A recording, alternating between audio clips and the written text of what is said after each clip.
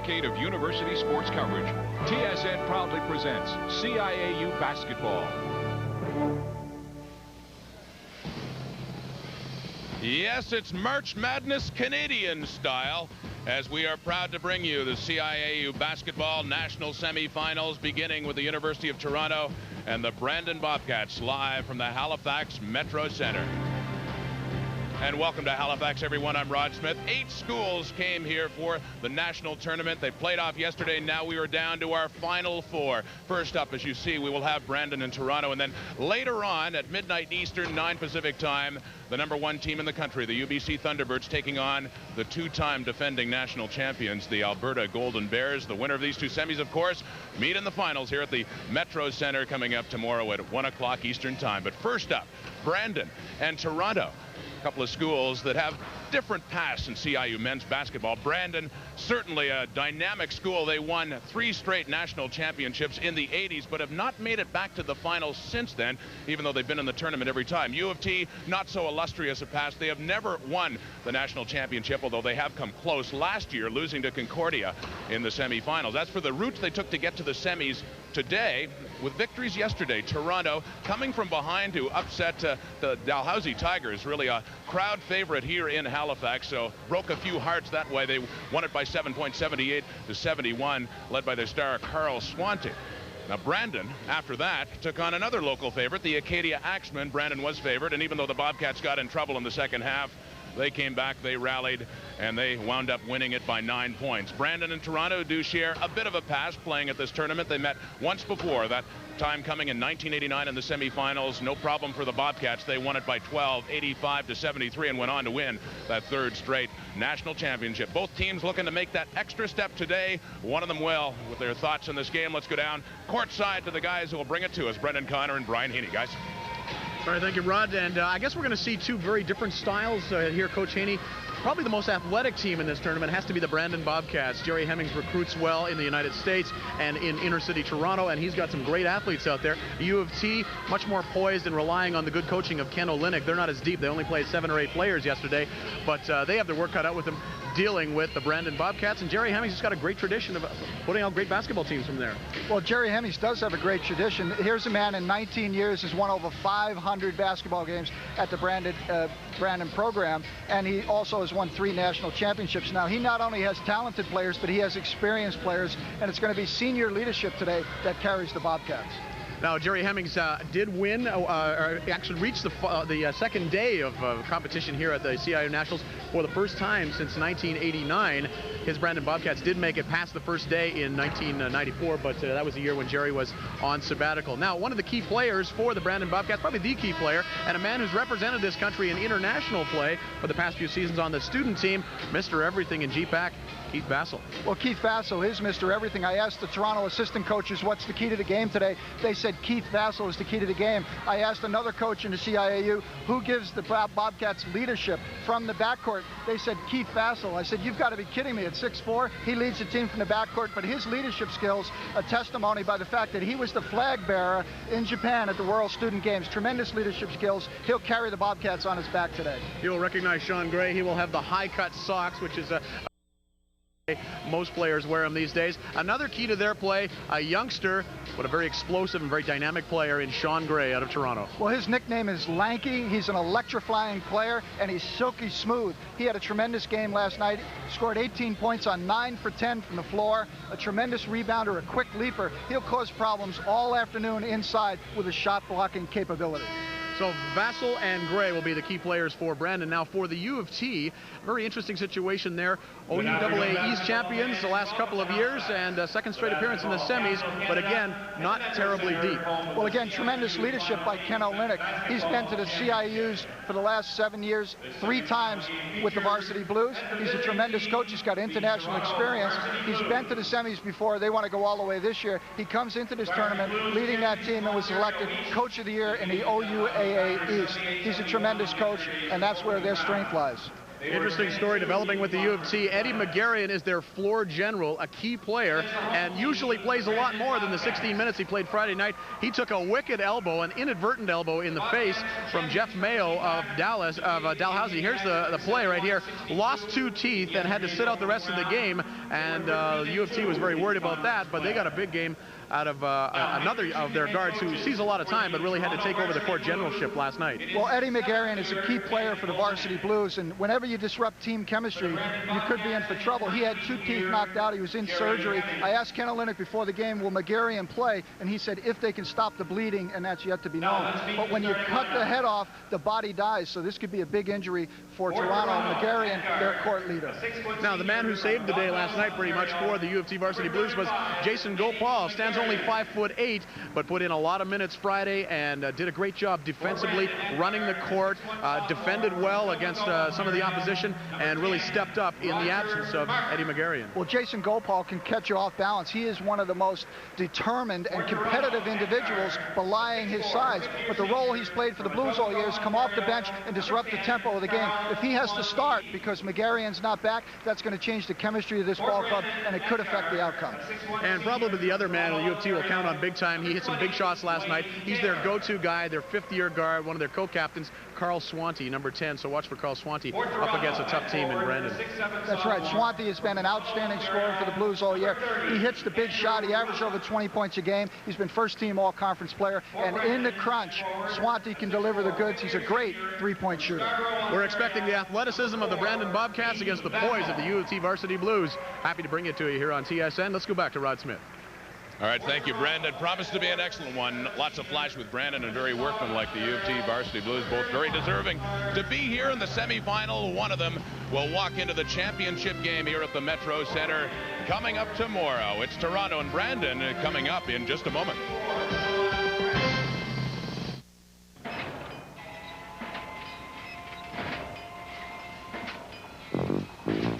See the bear, taste the food.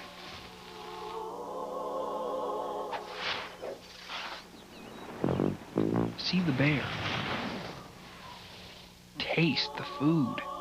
The Matzo Burger, a specially seasoned patty covered with real mozzarella and crisp, smoky bacon. See the bear. This is some portage, William. How far does the Great Prairie stretch? Well, Jacques, all the way to the future site of the world's largest rodeo. Canada's Calgary Stampede, home of cowboys, bronco busting. Yeah! And another perfect gathering place where Canadian beer drinkers can celebrate with that true Canadian lager. And how far away is this stampede? Oh, another 200 years.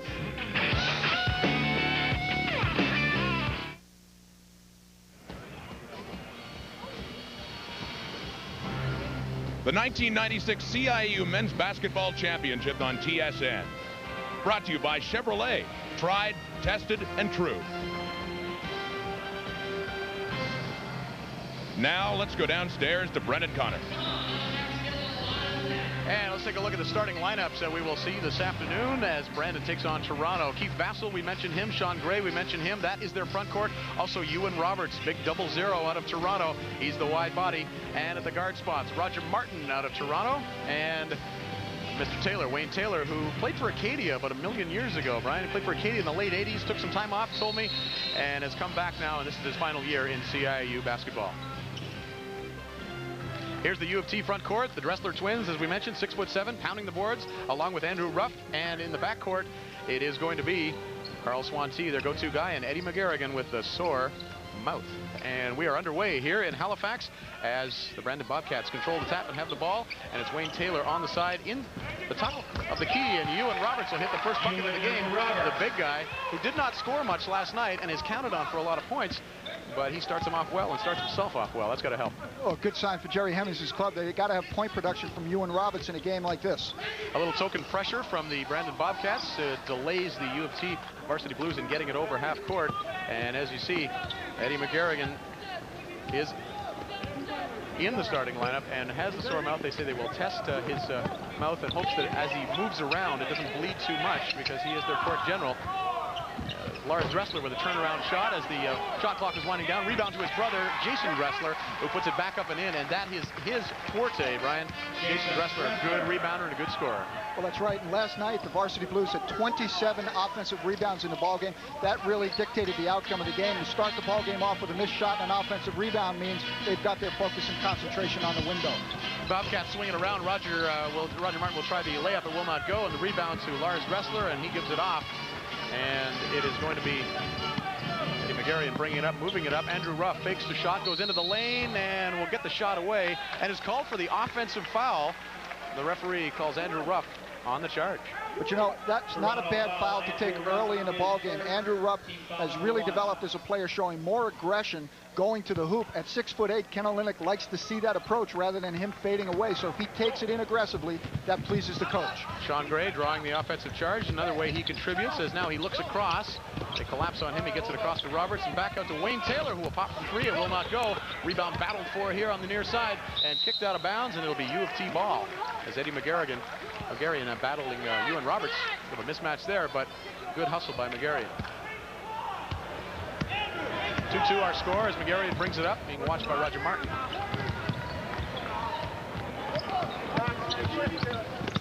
Magarian penetrating inside and tries to tuck it up in traffic. Not terribly tentative, gets his own rebound.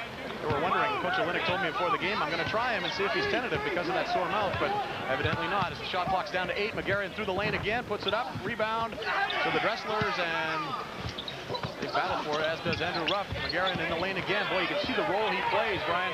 He really is integral to that team and only played 16 minutes last night. Well, he's such a tough ball player. And, you know, Eddie Magarian probably knows Ken Olynyk is watching his tenacity to the basket. So it wouldn't surprise me, like any red-blooded player, he takes the ball hard to the goal early, so he dispels the coach's lack of confidence in terms of his recovery from the injury.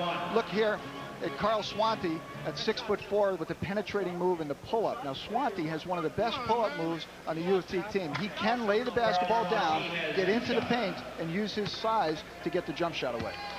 Not intimidated at all. He told me before the game, he's played against a lot of these guys from Brandon in various high school lives and tournament lives and club ball lives. Again, Jerry Hemmings doing a lot of his recruiting in the Toronto area. So Carl Swanty, who comes from Etobicoke's father, Redmond, has no doubt seen these guys in summer ball and knows the style of game that he's going to be up against with the Brandon Bobcats.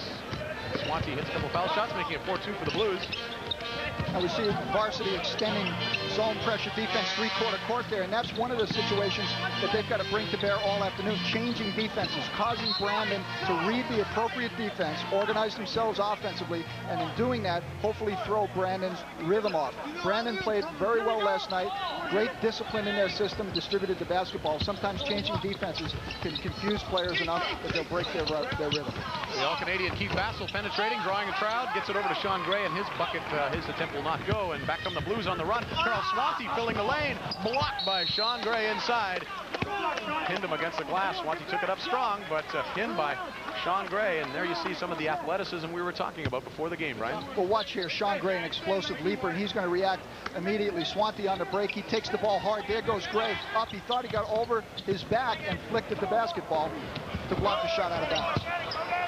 The Blues working around for a shot by Lars Dressler, maybe a bit out of his range at 21 feet, and he's a board banger, but not an outside shooter, as you saw there, with not even a rim. And you know, all teams have Achilles heels. One of the things that Toronto sometimes does is they have the wrong players taking the wrong shots at the wrong time. They're very capable players. They play well together as a team, but early in the ball game, they get loosened up. Dressler, probably a better rebounder, a better inside player, doesn't want to take the outside shot. Get the ball in the shooter's hands. It's 4-2 for the Blues, and they also, as Wayne Taylor drives the lane and will draw a charge. Andrew Rupp standing in there, drawing the charge. Good guts as Wayne Taylor left his feet a little early, I think. Had nothing but the layup in mind. And right now, as you look at the rebounding stats, you were mentioning that the Dressler boys, good rebounders. Toronto leads in rebounds 7-0 so far in the game. And again, the token pressure with the Brandon Bobcats, Roger Martin kind of dogging Eddie Magarian, but it doesn't bother Magarian as he goes down the lane, kicks it out to Carl Swanty with a three, can't handle the ball. Magarian will come back and run the show as he alley-oops inside. Swanty and Magarian penetrating, pulling up for the jumper in the lane, off the rim, no good. And rebound to the Bobcats. Roberts not the guy you want handling the ball on the break, so he'll give it off to one of the ball handlers. That is Wayne Taylor. He goes inside to Sean Gray, fouled from behind by Andrew Rupp. Now, Toronto showing an interesting little fallback on defense there. Carl Swanty was in the middle of that defense, not guarding anybody, guarding his zone around the foul line area, top of the key. Meanwhile, McGarrian pressuring the backcourt. Toronto has been known to throw some combinations at you. They'll play a little zone, little man-to-man at the same time. Andrew Rupp going out of the game, as you see, and the spark plug, Jason Gopal, is into the game, and that will make them smaller but quicker as the Bobcats put it in. And great offensive rebound there by Sean Gray. To spot for again. Gray on the floor to the hustle here in the CIAU National Semifinals. Knowing that a berth in the final is on the line, these guys are not afraid to hit the floor. Love to see your big guys go down on the floor. Usually they're up biting the rim, clearing the glass. When you get the big guy who does both, as Sean Gray does, he rebounds high, but he dives for the loose balls. You've got yourself a player.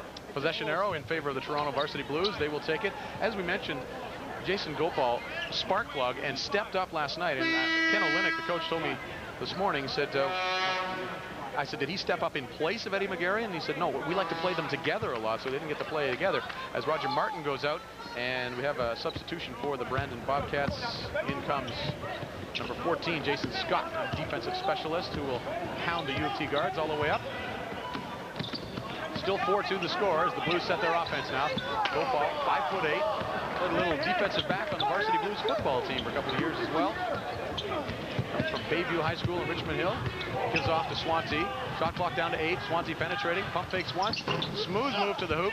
Boy, the Blues are pounding the boards hard. This is going to be a great battle all day underneath as Gopal penetrates and Lars Dressler can't hang on to the pass. Out of bounds, and the Bobcats will have it. Boy, there's some bodies crashing in there, Brian. Well, I'll tell you, the basketball looks a little bit slippery. We'll take a break here on TSN's coverage of the CIAU Final Four now. 4-2 for the Blues. We'll be right back.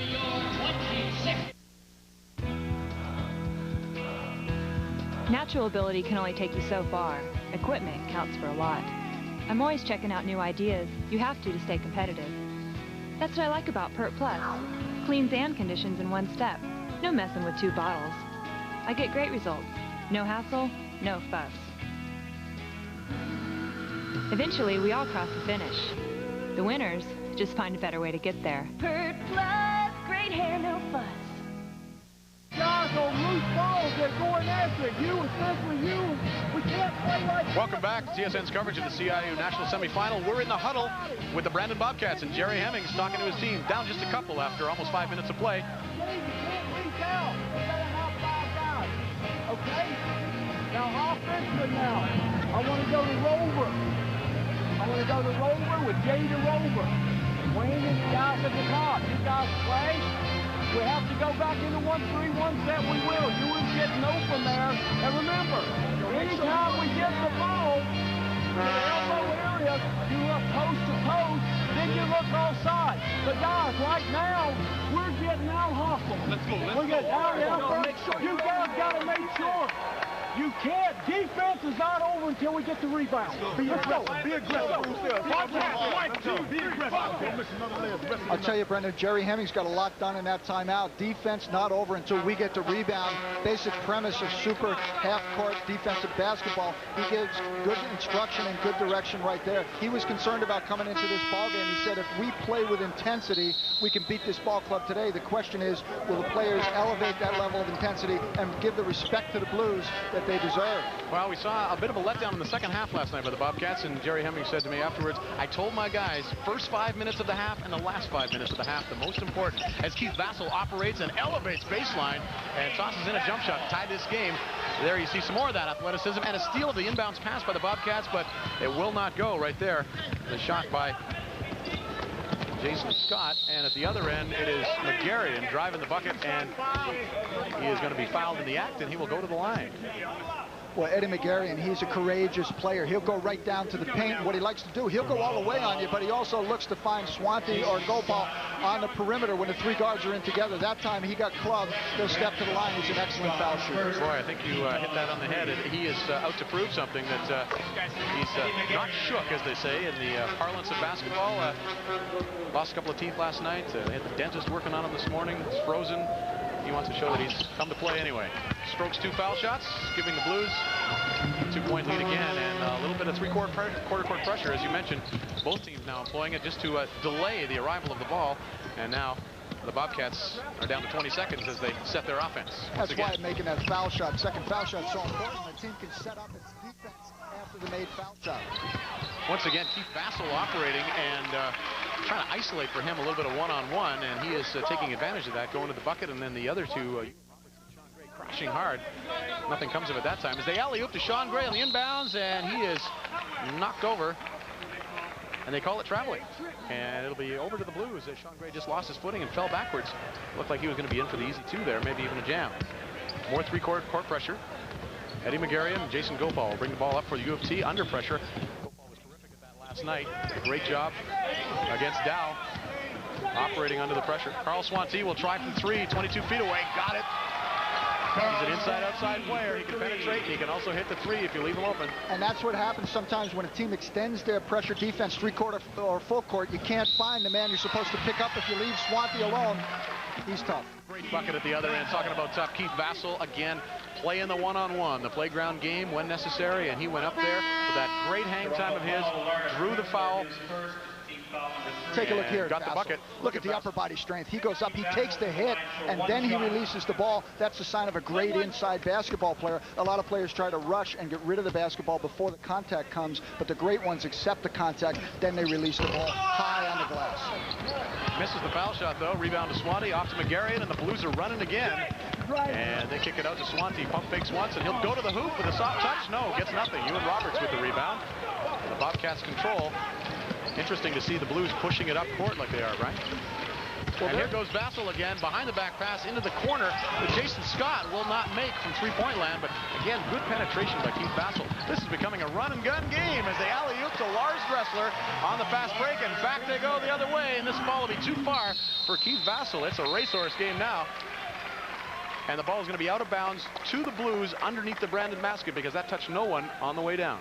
That's right, and this is just what Jerry Hemmings wants to try to avoid, is Brandon picking up Toronto's pace or tempo. Look here, Lars Dressler puts the basketball in, and Brandon responds by stepping out of bounds and throwing it full court, but commits the turnover. Jerry Hemmings wants Brandon to control the tempo and play at their pace, not the varsity Blues pace. 11-6 for the Blues as Swanty penetrates again. It will not fall, and the rebound to Big Ewan Roberts, and now the Bobcats are running, but there's a foul at midcourt. Eddie McGarrion drawing the foul as Demetrius Floyd is into the game now. 6'2" guard, 4th-year student, played some ball in the States, comes from Kansas. Eddie McGarrion really showing us some stuff, though, and showing us some tenacity. He has his first personal. Demetrius Floyd really put a show on here last night at the Metro Center. Ewan Roberts, as we mentioned, counted on for a lot more scoring than he showed last night, and he hits a 15-footer, his second bucket of the game. And the Bobcats are within 3, and they offer the 3-court pressure again. Quarter court pressure. Carl Swanty, though, penetrating through the lane, gives off to Jason Dressler for the easy bucket. There you see Swanty, outside game, inside game. He made an easy bucket for Jason Dressler. And one of the things Swanty did great on that move is he stayed low as he penetrated. When he went in the paint, he got his balance, then he made the pass. He didn't leave his feet. Vassell goes to the hoop again, kicks it out for Jason Scott. His 3-pointer will not go, and the Blues on the run again. They try to stop him at midcourt, knowing McGarrion was looking to penetrate, and Jason Scott will pick up a foul. Got 13-8 to score for the U of T varsity Blues over the Brandon Bobcats. But look at Jason Scott here reaching in. He reaches in from the inside outside, but really didn't have the position, created the body contact. That causes the foul. You know, when you're hustling and you're extending pressure on defense, it's equally as important to try and not foul. That works against you. It puts the other team in the bonus situation a lot earlier, and of course it puts you in foul trouble. So you got to play the hustling defense and not commit the foul. A couple more replacements in for the Bobcats. Roger Martin, who started, comes back in, and Sean Gray gives Keith Vassell a rest as Carl Swanty operates on top. Jason Dressler blocked from behind by Demetrius Floyd, and he's on the run. He was a great creator in last night's game against Acadia, and he is stripped of the ball, and back come Eddie McGarrion and the Blues, and McGarrion, ball is knocked away, but they get it back. Jason Gopal will kick to the corner to Carl Swanty, and he will penetrate in traffic. He's partially blocked from behind. This is looking like playground ball. neither coach can enjoy this because it's a little out of control right now. They're playing like they're at the YMCA, Brian. Well, that's right, but they are hustling back and forth on one of those transition moves. You saw 4 varsity shirts all running down court at the same time. There's Sean Gray with his big power move, and he is fouled inside. Looks like Jason Dressler will get the foul, and Sean Gray likes that 2-step power move where he jumps to 2 feet and then takes off in the power move. Did that a lot last night, and that can be an explosive move for him. A very, very effective move. Sean Gray played on the national junior team, played overseas, and that's really a European move that you pick up in international basketball. It was a very, very effective move. Now, Varsity Blues have to be careful here because one of the things they've done this year is the brothers, the Dressler brothers, Jason and Lars, have gotten into early foul trouble on occasion, and that changes the whole complexion of the ballgame for the Varsity Blues, so they've got to watch that they keep their hands to themselves. Sean Gray hits 1 of 2, making it 13-9 for U of T over Brandon. As Jason Gopal brings it back, calls a play, trying to set the U of T offense. A lot of backdoor screens going on down there, and it frees up Eddie McGarry, and his shot will not go. Jason Dressler with the follow-up tip. That won't go. It is still out of bounds to the U of T Varsity Blues underneath. Just over 12 minutes left in the first half. Halifax Metro Center. Brendan Connor with Brian Heaney. CIAU semifinals. U of T against Brandon. Later tonight, UBC and Alberta. They work the 30-second clocks, of course, in university basketball, unlike the pros, which is 24. As Swanty turns in the lane, there's that 2-foot takeoff as well, as he makes a power move and drops an 8-footer in traffic. And one of the things Swanty does in that 2-foot takeoff is he gets those feet spread wide apart, so he has great balance on the takeoff. That's always important to a jump shooter. Brandon working the offense now again. Roger Martin looking inside. Got Demetrius Floyd. He kicks it over to Ewan Roberts, who's in traffic and has the ball fought for. And the Blues will control the rebound as Roberts' shot would not fall. This time the Blues choose not to run it up too much. Under control. Carl Swanty wanting the ball in the wing. Got it. Making another 3 for Carl Swanty. And boy, Carl Swanty up to 10 points now. We told you he was their go-to guy. Made some big shots late in the game against Dalhousie. And there is a timeout on the floor. 18-9 for the U of T Varsity Blues as Carl Swanty and company lead the way right now. McCain changed potatoes into crispy bite-sized taters. New McCain tasty taters. Bite-sized taters, crispy and golden brown on the outside. Crispy, so they lock in all that tender potato flavor you love. You'll love the crispy flavor in our bite-sized taters. New McCain Tasty Taters in crispy bite-sized tater flavors. Cheese, regular, or Cajun. Can't beat the flavor in a bite-sized tater. New McCain Tasty Taters, crispy flavor in a bite-sized tater. You got to be ready to go to the corner where Bass will hit that guy. We're back on TSN's coverage of university basketball, and we're in the huddle right now with Coach Ken Olynyk and the Varsity Blues, who enjoy a 9-point lead and are having their way on offense. Okay, we can get the rebounds, come down. Okay, run out of 14 high. Okay, run out of 14 high. Look for close entries. All right. Run Puerto Rico again. Run Puerto Rico again. And then let's make sure we swing the ball. Let's make sure we swing the ball and everything will be okay. Coach Haney, the swinging the ball has really worked for them in the early part of this first half, first 10 minutes of the game. They have moved it around nicely. It opened up Swanty for some shots, and he's also been able to make a choice whether to bomb or penetrate. Well, I'll tell you why swinging the ball is so important. When you take the ball from one side of the court to the other, you cause the defense to move the entire 25 to 50 feet, and that opens up gaps down the middle of the defense. That's why an offensive team wants to swing the ball, is to open up the middle and clear the paint. The new player in the ball game for the Varsity Blues, that is Vidak Kurek. He wears the headband at number 33 and comes in to bang away on the boards, and he'll be watching Demetrius Floyd in this half-court pressure that they have. Keith Vassell back in the game for the Bobcats. He's got the ball. Try to double team on the strong side. That'll mean some swinging of the ball for the Brandon Bobcats. Roger Martin knows that. They'll want the ball to move a bit more than this. Come to the ball. Demetrius Floyd's got it. Looking for Sean Gray inside. Nothing there. Shot clock down under 10 now. Roger Martin will have to go one-on-one here and put it up. Puts it up high on the glass. No good. Rebound to Ewan Roberts, who puts it back up and in. There you see the wide body and the big rebounding ability coming into play. Tremendous versatility that Ewan Roberts has. We saw him drain a three-point shot not too long ago. Then he goes inside and uses the muscle move to get the putback. You saw our graphic earlier, Toronto on a 14-5 run over the last 4 minutes, and it has been Carl Swanty who's led the way, and he misses on that three. Gets the ball back, though, and is called for the offensive foul, as Sean Gray had good position that time. Swanty thought he had a step, looking to go to the hoop again, but this time the call goes against him, as you see. Well, take a look at Swanee here. He's got to get low to go by the player. He leads with his shoulder, and that's what creates the charging foul. If he gets down low and steps through with his foot, he doesn't commit that foul. He's able to gain turf in the paint. 7-point lead for the U of T varsity Blues as Brandon brings it back down. They will operate with Demetrius Floyd, and that slashing style of his goes to the hoop. New rebound, Ewan Roberts, and is that one going to be called offensive goaltending? Looked all right to me. Demetrius Floyd will miss this ball, and was it on the cylinder when Ewan Roberts got up there? Here he comes here. Didn't look like it, but whatever. A turnover and no bucket. Bodies flying everywhere as Lars Dressler gets the ball inside and is knocked away by Sean Gray. And we've got a substitution as Jason Dressler will be coming back in as you get a look at Sean Gray playing well at both ends of the floor. Jason Dressler coming in to spell off his brother Lars. 6'7" twins from Mississauga who played at Westwood Collegiate in Mississauga. Interestingly, same school that Ewan Roberts of the Brandon Bobcats played for. So some serious talent in West End Toronto in the high school ranks right there. As Coach Olenek got the two Dressler boys. They're interested in studying engineering. And Ewan Roberts heads west to Brandon.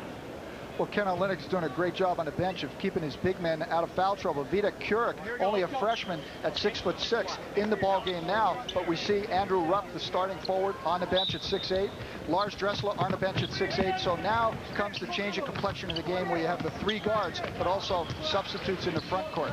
And again, and you take a look at the backcourt scoring here. The varsity Blues with Carl Swanty counted among those backcourt scorers, bombing away as he has, and penetrating and dishing right here, but a block by Sean Gray. A beautiful block inside, but 12-0, the backcourt scoring right now as the Bobcats bring it back after that great block by Sean Gray. You know, I used the adjective on Sean Gray at the top of the show, Brendan. Silky, and that block was explosive and silky. He didn't touch a thing but basketball. They leave Ewan Roberts open, and he pump fakes once and then takes it to the hoop on Jason Dressler, lays it in nicely. His 8th point of the game, and the Bobcats are down 5. Ewan Roberts showing what he didn't show last night. Good scoring touch from various points on the floor. Carl Swanty continues to penetrate for U of T. There's a whistle and a foul against the Bobcats. It will not be on the shot. Look here, Demetrius Floyd now, he bumps him with the hip, and that's where the whistle comes. His hands were fine. He had his arms extended, no hands. Turned to the referee and questioned the call. But the key is that players oftentimes don't realize where the bumping occurs. It's below the waist and in the foul. 5th foul on the Brandon Bobcats. The U of T will shoot after 7, of course, in the 1-on-1 situation. And then later they'll shoot 2 when they get up to 10 fouls in the half for Brandon. U of T working it around, calling the plays. I heard ice, sounded like a little ISO situation. Jason Gopal put up a 3, a little long, but the rebound to Jason Dressler, and Gopal on the baseline has to put it up real high, gets no rim, and Keith Vassell controls the rebound. Vassell brings it down. He's calling for some positioning by his players. Roger Martin swings it over to Sean Gray, and Martin goes low. And they swing it around, and Vassell's open for the 3 on the other side. Nice touch by Keith Vassell. He can do it inside and outside, too. You've seen his elevation inside. Now you see the outside touch as the Bobcats are within 2. 18-16 for Toronto. Just over 8 minutes left to go in the first half. Swanty looking for an opening. They leave him, and he seems to have lost his touch momentarily, but the rebound of the Blues, boy, they are pounding the boards hard. Dressler puts one up. It's blocked by Gray.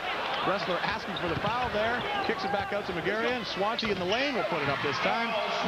Boy, good rebounding there for the Blues. Gave them several shots, Coach. I'll tell you, Jason Dressler doing a heck of a job on the rebound, but also having a conversation with the officials. You don't often see that. He grabbed the rebound, turned to look for the ref, asked whether or not he got hit on the previous play. He's got to concentrate on the ball game, do his job, let the officials blow the whistle. Keith Vassell trying to operate offensively, and it goes to Ewan Roberts, who is called for the walk, and it'll go over to the varsity Blues on the violation. And there is going to be another timeout on the floor here.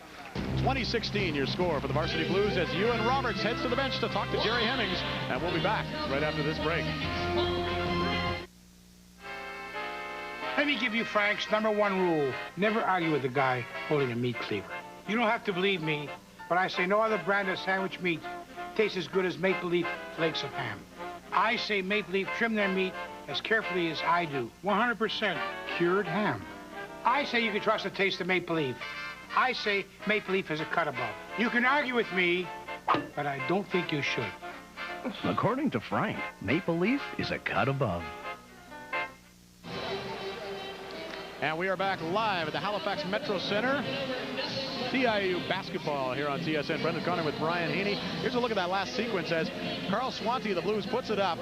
It won't go. Magarian with the rebound. Quick touch pass to Dressler. He puts it up. Won't go. Watch him turn around, get the shot here. It's blocked by Sean Gray. Dressler gets his own rebound. Quickly motions to the ref. What's up, ref? Didn't get the call there. And then kicks it out. That's what you're talking about. Need a little focus. But you know, those Dressler boys kind of march to their own drummers as you look inside the U of T huddle. Looking at the offensive rebound situation, it is the varsity Blues way ahead, and Jason Dressler has 5 of those rebounds himself, and he is really pounding the boards hard as we listen in on Ken Olynyk, the coach of the varsity Blues. 2 in right here, okay? Make sure we cut the middle off on the press. Don't let him get the ball in the middle. Know where that guy is, all right? Especially when it's fast, he's going to turn and take it, okay? Way to stay down. Stay down on everything I do. Make it, as long if he's shooting it 15 feet, we got the board. Let's go. Go, guys. Go, boys. Blues, 1, 2, 3. They seem to have the confidence and the 4-point lead with just under 8 minutes to go here. This is semifinal number 1. Later tonight on TSN, 12 midnight Eastern, 9 p.m. Pacific. We'll show you the number 1 team in the country, the UBC Thunderbirds, and the Alberta Golden Bears, the 2-time defending champions. Let's go to Rod Smith. Well, Nick Olynyk, Coach Olynyk rather likes what he sees. Jerry Hemmings not at all impressed. Doesn't feel the team is being nearly aggressive enough on the boards defensively. He says they're playing chicken out there and they've just got to bear down. Rod Smith listening into the timeout huddles best he can, and we've got them mic'd as well. Swanty tries another one, and his 2-pointer won't go, but he gobbles up his own rebound as Brandon forgot about the shooter, and Swanty is fouled in the act. He'll go to the line for a couple.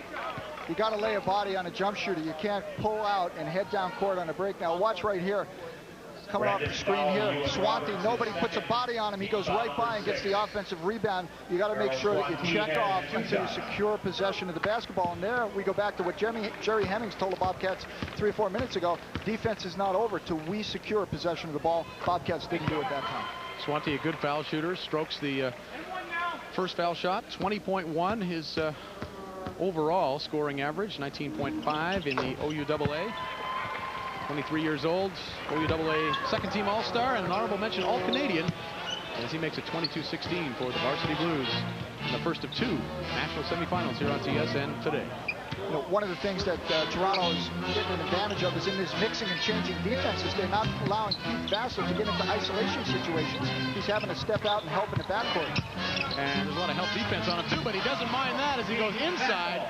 Both wrestlers up there and tucks one in off the glass. And Keith Vassell has 9 points for the Brandon Bobcats of their 18 on the day. And they are down by 4.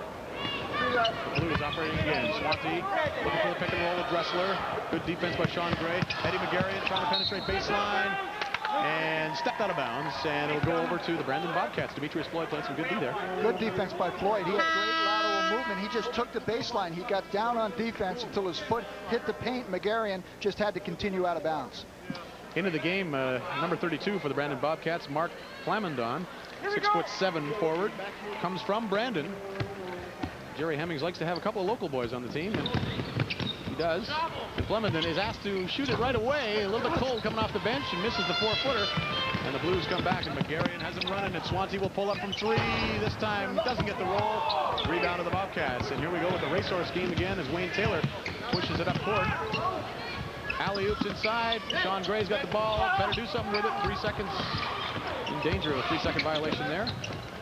More penetration by Wayne Taylor. Tries to get it over to Demetrius Floyd, but knocked out of bounds by the Blues. Always tough to make the accurate pass when you leave your feet. Wayne Taylor made the penetration move, jumped in the air, then released the basketball. You got to stay down in case you have to change the direction of the pass. They kick it out to Keith Vassell on the inbounds pass, and more great athleticism shown by Vassell as he dribbles around, misses the shot. Sean Gray fights for the rebound, and there's going to be a foul in the corner here on Jason Gopal as Keith Vassell was looking for the the shot from the corner. Jason Gopal puts them over the limit. That is the 7th foul on the Blues in the half, and so Vassal will go to the line for 1 and a bonus.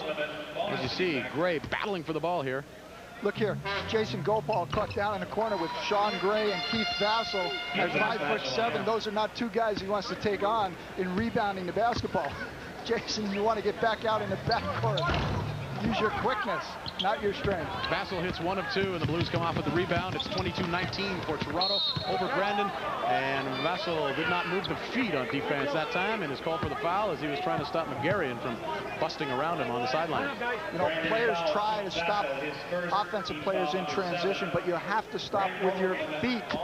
Keith Vassal should have let McGarrian go in that case because he gives up a foul. It's only his first foul, but you can't afford to give a foul up 35 feet from the basket when you're a quality player such as Keith Vassal. And that put them over the limit, of course. Their 7th foul in the half, so 1 in a bonus situation for the Blues. McGarrian makes the first of 2. 23-19, 4-point lead for the varsity Blues. McGarrian playing with a lot of confidence in spite of a pretty sore mouth. Lost a couple of teeth in a collision against Dalhousie last night, but so far has looked good as he knocks down 2 foul shots and controls his team's offense. Well, you never like to see any player get injured and certainly not lose teeth, but that's history now. Eddie McGarrian's lost those teeth, but he'd gladly trade them in Halifax to go home with the cup at the end of the weekend. Demetrius Floyd inside with a couple of big guys on him, and he puts it right up over Jason Dressler. And the good elevation and the good arc on that one, pulling Brandon within 3. Jason Gopal brings it back for the varsity Blues. You hear him parking out the plays. Wayne Taylor playing defense on him. The alley-oop pass to Dressler, and it's knocked away by Sean Gray. As Dressler helps up his opponents, whom he played against many times in Toronto, no doubt. Substitution coming into the game. Ewan Roberts back in. Mark Flamenden goes out. Gave Ewan Roberts the quick rest as the Blues put it back into play, and somebody forgets about Jason Dressler on the inbounds, and he throws down a dunk on a quick bounce pass from Eddie McGarrigan. You know, you can win and lose basketball games, and you can win and lose championships on what they call special situation plays. Those are plays after a timeout. Those are plays when you inbound the ball on the baseline. There's a perfect example of it. That was a set play by Ken Olynyk's crew, and it worked like a charm. Making it 26-21, 5-point lead for U of T as the Bobcats swinging around outside. One-on-one situation, Vassal and Carl Swansea, and they give it into Demetrius Floyd. He was called for the travel on the baseline. Jason Dressler had good position there, and the travel is called, and the violation. The Blues have the ball once again.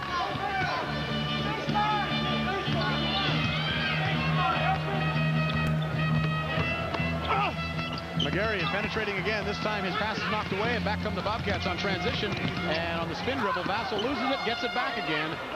And again, this racehorse game doesn't seem to suit the Bobcats just right now, Coach. Forwards that get the basketball in transition, as Jason Dressler just did, need to pick it up. Pick the basketball up, get low in a pivot, and get the ball back in the hands of the guards. Don't try to dribble it. Usually it leads to a turnover. Brandon Bobcats miss at one end. Rebound to Dressler. Off to Eddie McGarrian. Running the floor again. Kicks it off. And Dressler can't hang on to it. Knocked away by the Bobcats. 4-on-2 that time by Toronto, and Eddie McGarrian made the right choice. He boxed the defense. Boxed means he puts one player on either side of the foul line. He had 2 wings and only 2 Brandon players. They made the right pass but couldn't hold on to the ball. 5-point lead for Toronto with 4 minutes to go in the first half. Carl Swansea and the Blues very patient as McGarrian penetrates, gives it off to Dressler. He'll bank it in. Sean Gray didn't want to go up with him, probably because Dressler already had the step. Jason Dressler has 8 points. 7 rebounds for the Blues in this first half, and they have a 7-point lead. Ewan Roberts, top of the key, off to Keith Vassal, who'll pop a 3, knocks it down. There is the All-Canadian leading his team in scoring, leading the Great Plains Athletic Conference in scoring, and he can operate inside-outside, as we've said. We see the outside game. He's got a couple of great shots from outside. And just some sloppy dribbling by Jason Gopal, far side. And the Blues lose the ball. 28-24, a 4-point lead for the varsity Blues as we go to break again on CSN. Out on the ice, I don't score points for how my hair looks. But after the game, in front of the press, when the cameras are just inches away and millions of fans are watching, my hair has to look great. And great hair can't have flakes. No way. So I get rid of them with Head & Shoulders. It keeps my dandruff in check and my hair looking great. Go. Hey, you can't hide under a helmet all the time. Head & Shoulders, every day. With great hair, can't have flakes. Back in Halifax, University of Toronto leading by 4 in the first half, but we got a confident Brandon University president here, Dennis Anderson. First of all, tell me about the bet. Well, I have a bet with Rob Pritchard, the president of Toronto, and the losing president has to wear the other one's sweatshirt the next day at work. Listen, this program has been so good for the school over the years. What has it done to Brandon University's profile?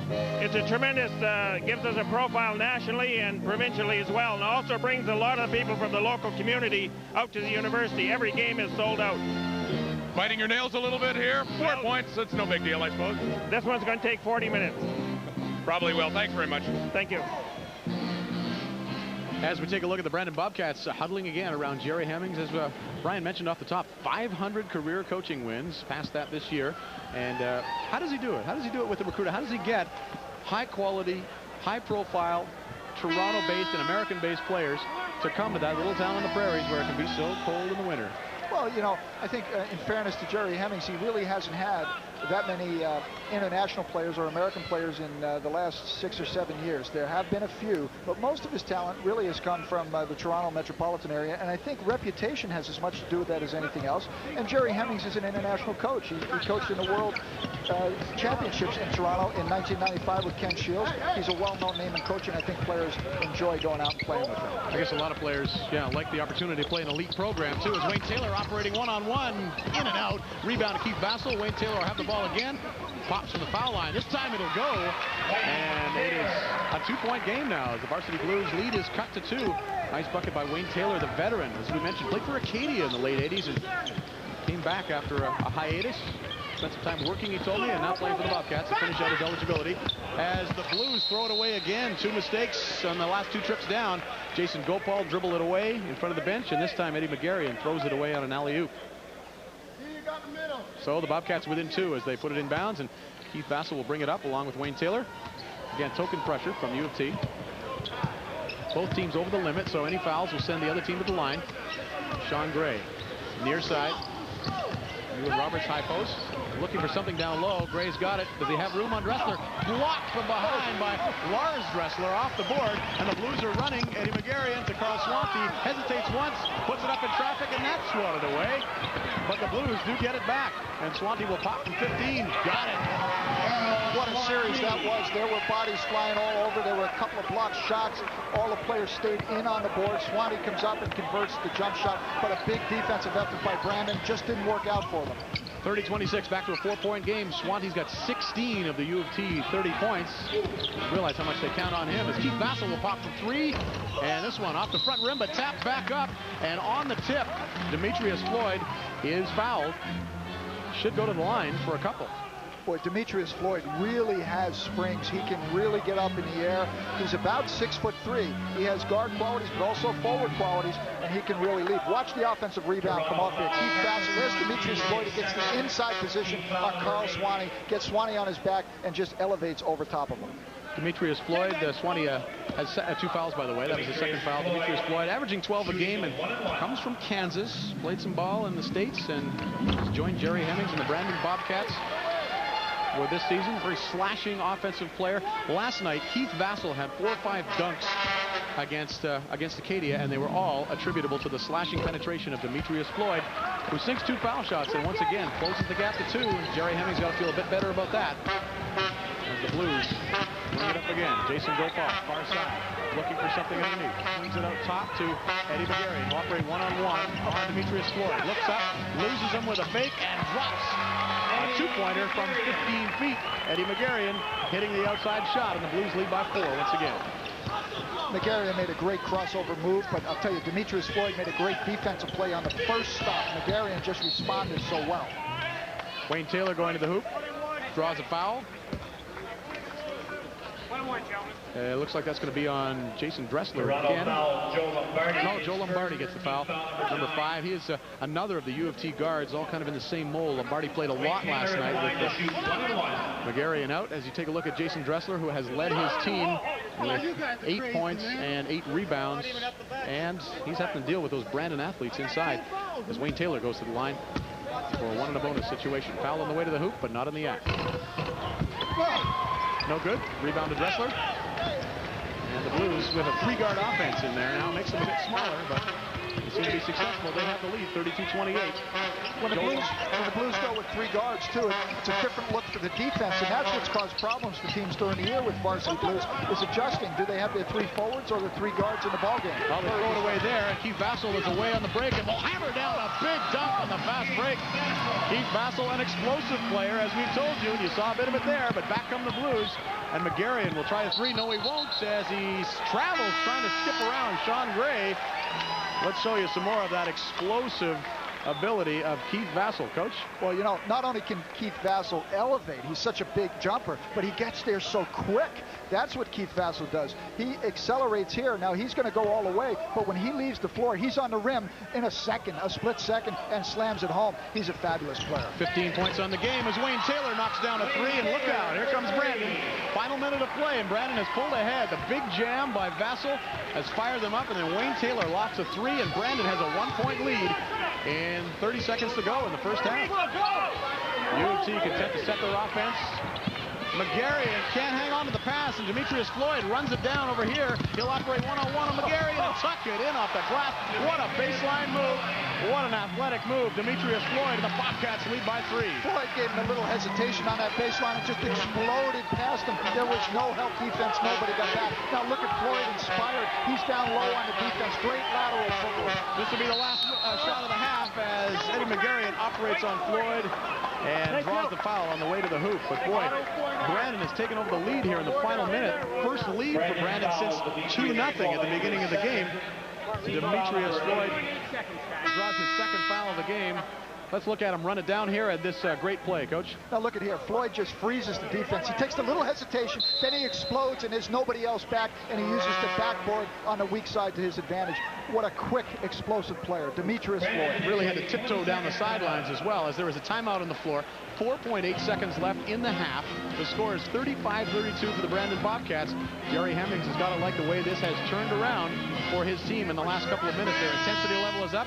Amazing how a big slam from the leader of the team, Keith Vassell, can ignite the team. Well, inspirational. Also, they changed their defense. When they went man-to-man with 2:25 on the clock, good things started to happen to them.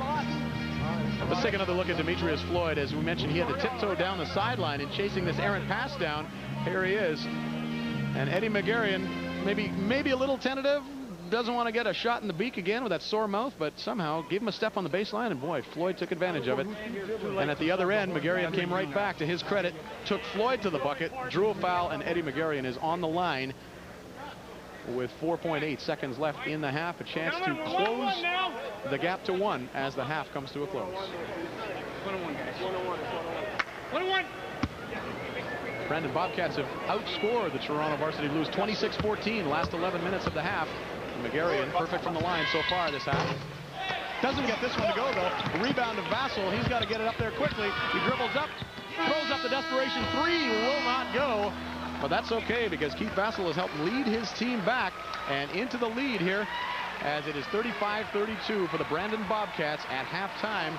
The Varsity Blues held the lead for most of the first half, but they lost it in the final minute of play.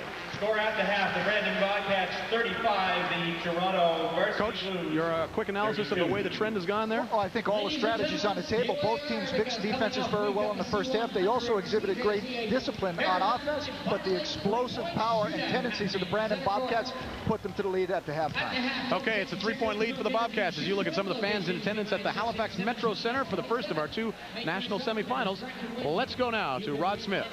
All right, thank you, Brendan. Joined now by Brandon coach Jerry Hemmings. Not the start you wanted, but you must like the way the team rallied late in the half. Well, we played well the last couple of minutes. You know, Floyd made a big steal. Vassell hits a 3. Wayne Taylor hits a couple of baskets and gave us some offense. And our biggest thing is, you know, Toronto is playing great. They're just out hustling us. They're really beating us up on the backboards, and we got to go in there and put a challenge to our players. We're playing very flat-footed. We got to get some energy off the backboards. Any significant changes you plan on making in the second half? You obviously like what you see now. Yeah, we just got to, you know, we got to do a better job containing their point guard. You know, he's quick. We got our rotations. It's got to be better defensively. We're letting some dish-offs happen there, and we got to do. They rested the last 5 minutes or so. They rested Swansea, so Carl is shooting the ball very well. So we got to make sure we keep him in line the second half. Yeah, thanks, Jerry. Good luck in that second half. And through the half, 35-32, Brandon coming from behind to take the lead. We'll be back. If you love great food, discover Maple Leaf Prime. It's great chicken every time. Grain-fed and uniquely prepared to meet Maple Leaf's highest standards. It's the best tasting and most tender chicken you can serve. And it's good value, too. That's why more and more families are serving Maple Leaf Prime brand chicken. It's always tender and always good. So it's no surprise that both these chefs insist on Maple Leaf. Maple Leaf Prime. Great chicken every time. Oh, please, just help me this once. Oh. Next time, get a dependable Interstate battery. We check them before you buy them for fresh power. Guaranteed. Before the puck is dropped. Before the game is on. Before the teams hit the ice. Saturday nights are spent here. SO NHL Saturday night before the game. TSN.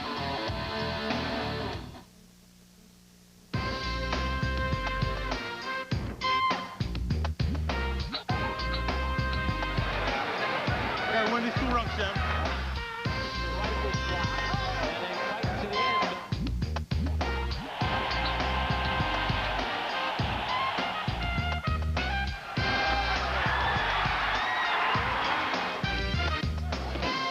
Get ringside. Punch Up Boxing on TSN.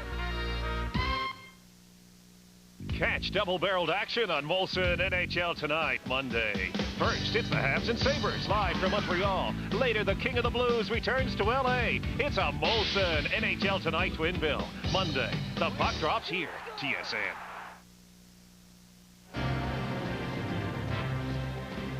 After 20 minutes, one half of play in the first semifinal of the CIAU Men's Basketball Championship, Brandon has come back to lead U of T 35-32.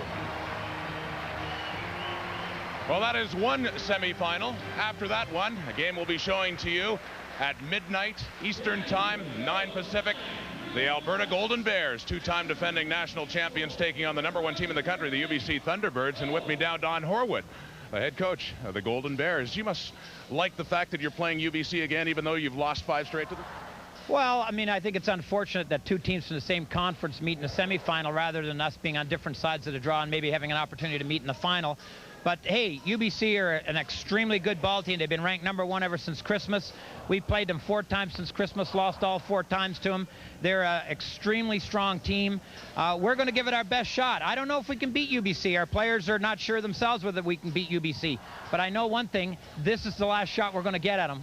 Well, one thing is also true, that you're very good playing here at the Halifax Metro Center. In fact, your last 7 games, of course, 7-0 going back the previous 2 championships. What is it about this place? You must like playing here. Well, you know, I think we got over the hump 3 years ago when we won our first game here in overtime against St. Mary's in a very difficult game. And from then, we just kind of built some momentum. And, of course, winning the last 2 national championships kind of gives the guys who are on the team and coming back for the 3rd straight year, gives them a lot of confidence. We feel familiar with the court, the surroundings. Everything about coming to Halifax now feels really good to us. So we kind of treat it as home court advantage, and hopefully we can keep it that way for 2 more games.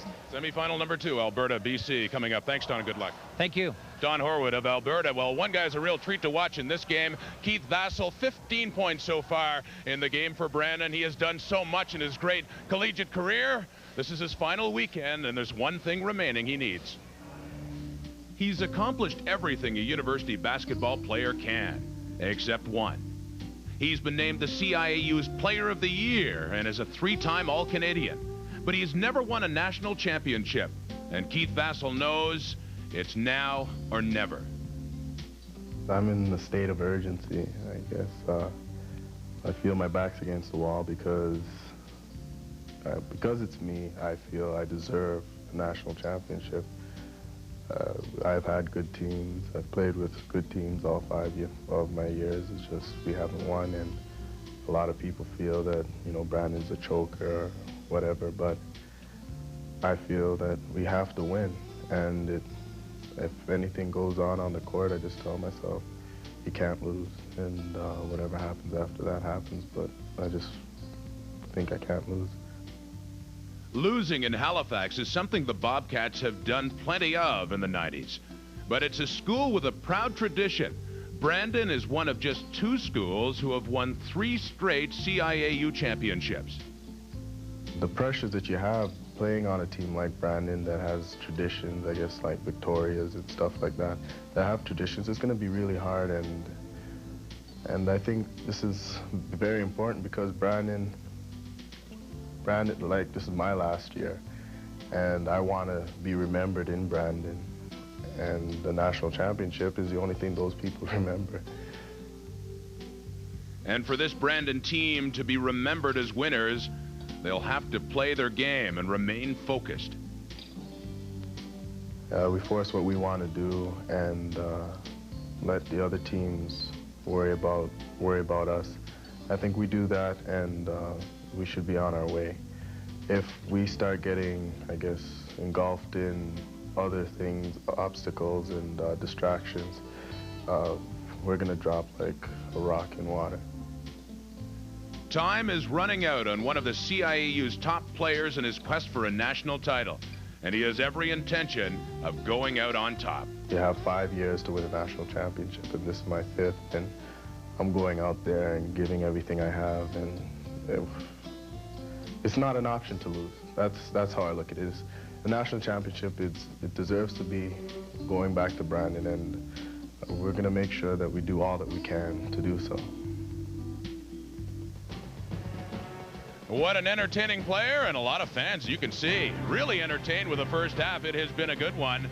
Basketball crazy here in Halifax, and a good first semifinal. It is Brandon leading U of T 35-32 at the half. We'll be back.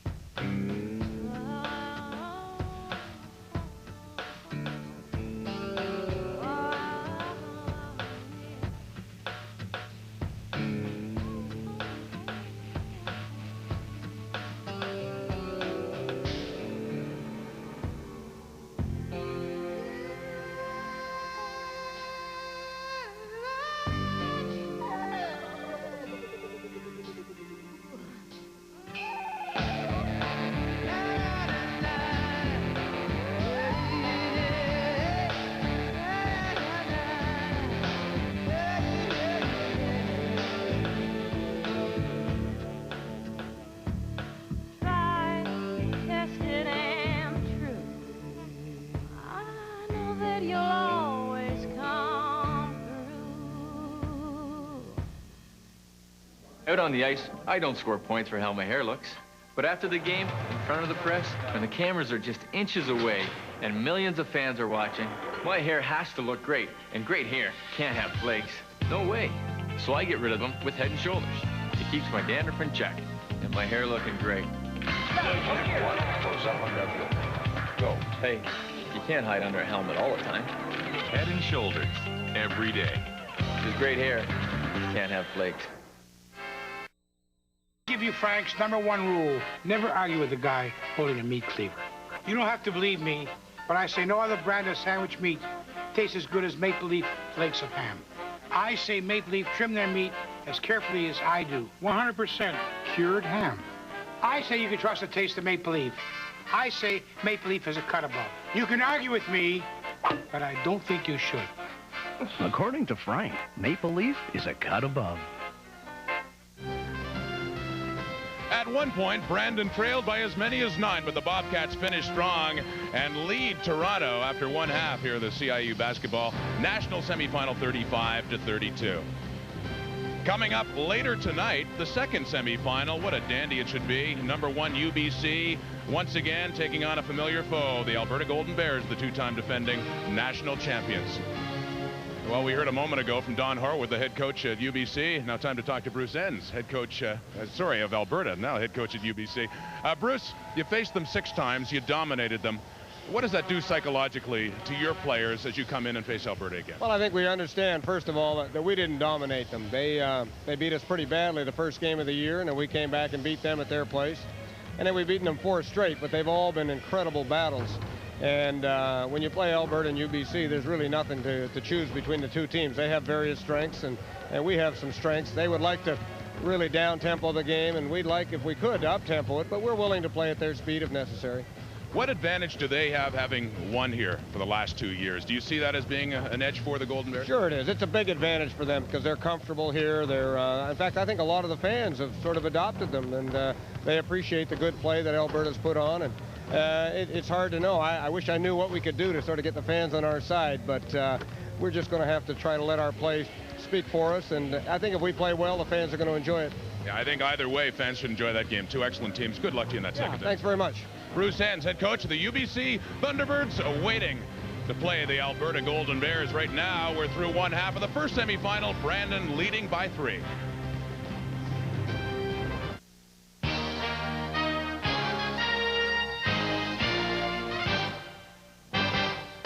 This sports break is brought to you by Canadian Tire. There's a lot more to Canadian Tire for a lot less. Hi, everybody. I'm Darren DeTitian with this TSN Sports Update. One game this afternoon in the National Hockey League, the Pittsburgh Penguins and the New York Islanders. It has just wrapped up. Let's take a look at the highlights. Second period, game tied at 1, and this was a pretty close contest until the Pittsburgh Penguins ended up taking control. The goal by the Islanders makes it 2-1, but the Penguins bounce right back, as I had said. Glenn Murray to Smolenski, 2-on-1. Murray to Smolenski. He scores. That ties it up. Up 3-2 in the third on the power play. Pittsburgh salts this one away. Zubov fires a cross-ice pass to Mario. A laser past Eric Fischel. The final in the contest, 4-2. We will have another update for you in about an hour's time. We'll see you then, folks. Don't hate me because I'm beautiful. In just a minute today, your thighs can look like 2 big mouth-watering patties in a rich hypoallergenic base that makes your skin feel like toupee in a can. Gets rid of bald spots. In fact, it looks just like fabulous fake fur. Fantastic for my rump roast. Now easier to handle with a roast wrangler. Life can be heavy. Keep it light. Clear your mind with a clearly great new taste. Check out new 7-Up Light. Hey, pocket lovers! Introducing new McCain Deli Lovers Pizza Pockets to set you on your jet. Let's go, pocket lovers! McCain made them just for you. They made them with their best, so they taste a cut above the rest. Seasoned beef, salami, 2 pepperonis, Canadian bacon, and more in a crust that's baked, not fried, so there's no leaks, no mess. McCain Deli Lovers Pizza Pockets! The new taste to set you on your jets. One of these 2 schools will be off to the national championship in men's basketball tomorrow, but still lots to be decided here. Another half to play with U of T trailing Brandon by 3.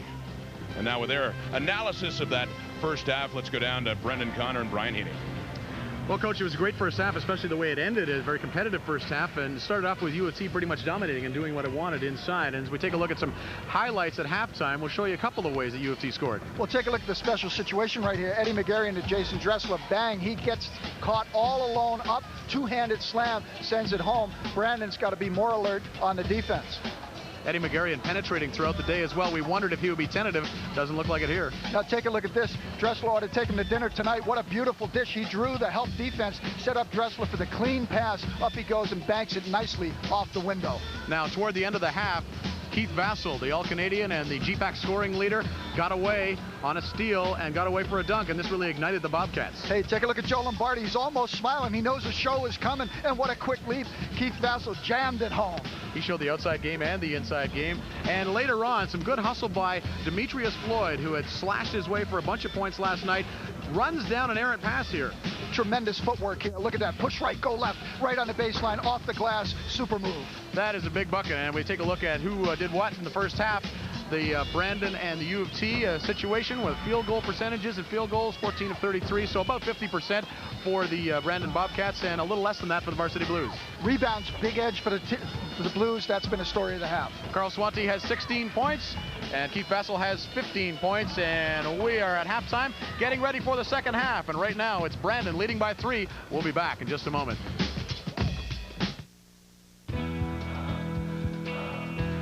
Natural ability can only take you so far. Equipment counts for a lot. I'm always checking out new ideas. You have to stay competitive. That's what I like about Pert Plus. Cleans and conditions in one step. No messing with 2 bottles. I get great results. No hassle, no fuss. Eventually, we all cross the finish. The winners just find a better way to get there. Pert Plus, great hair, no fuss.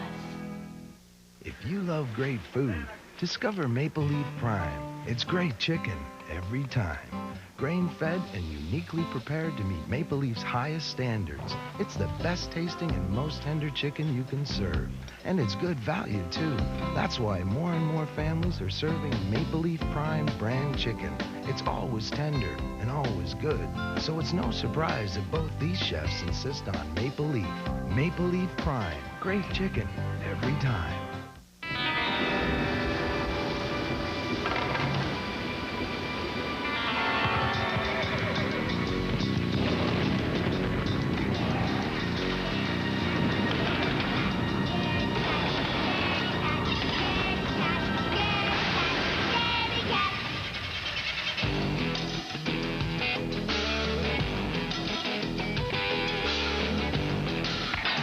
Jimmy, 365 days a year.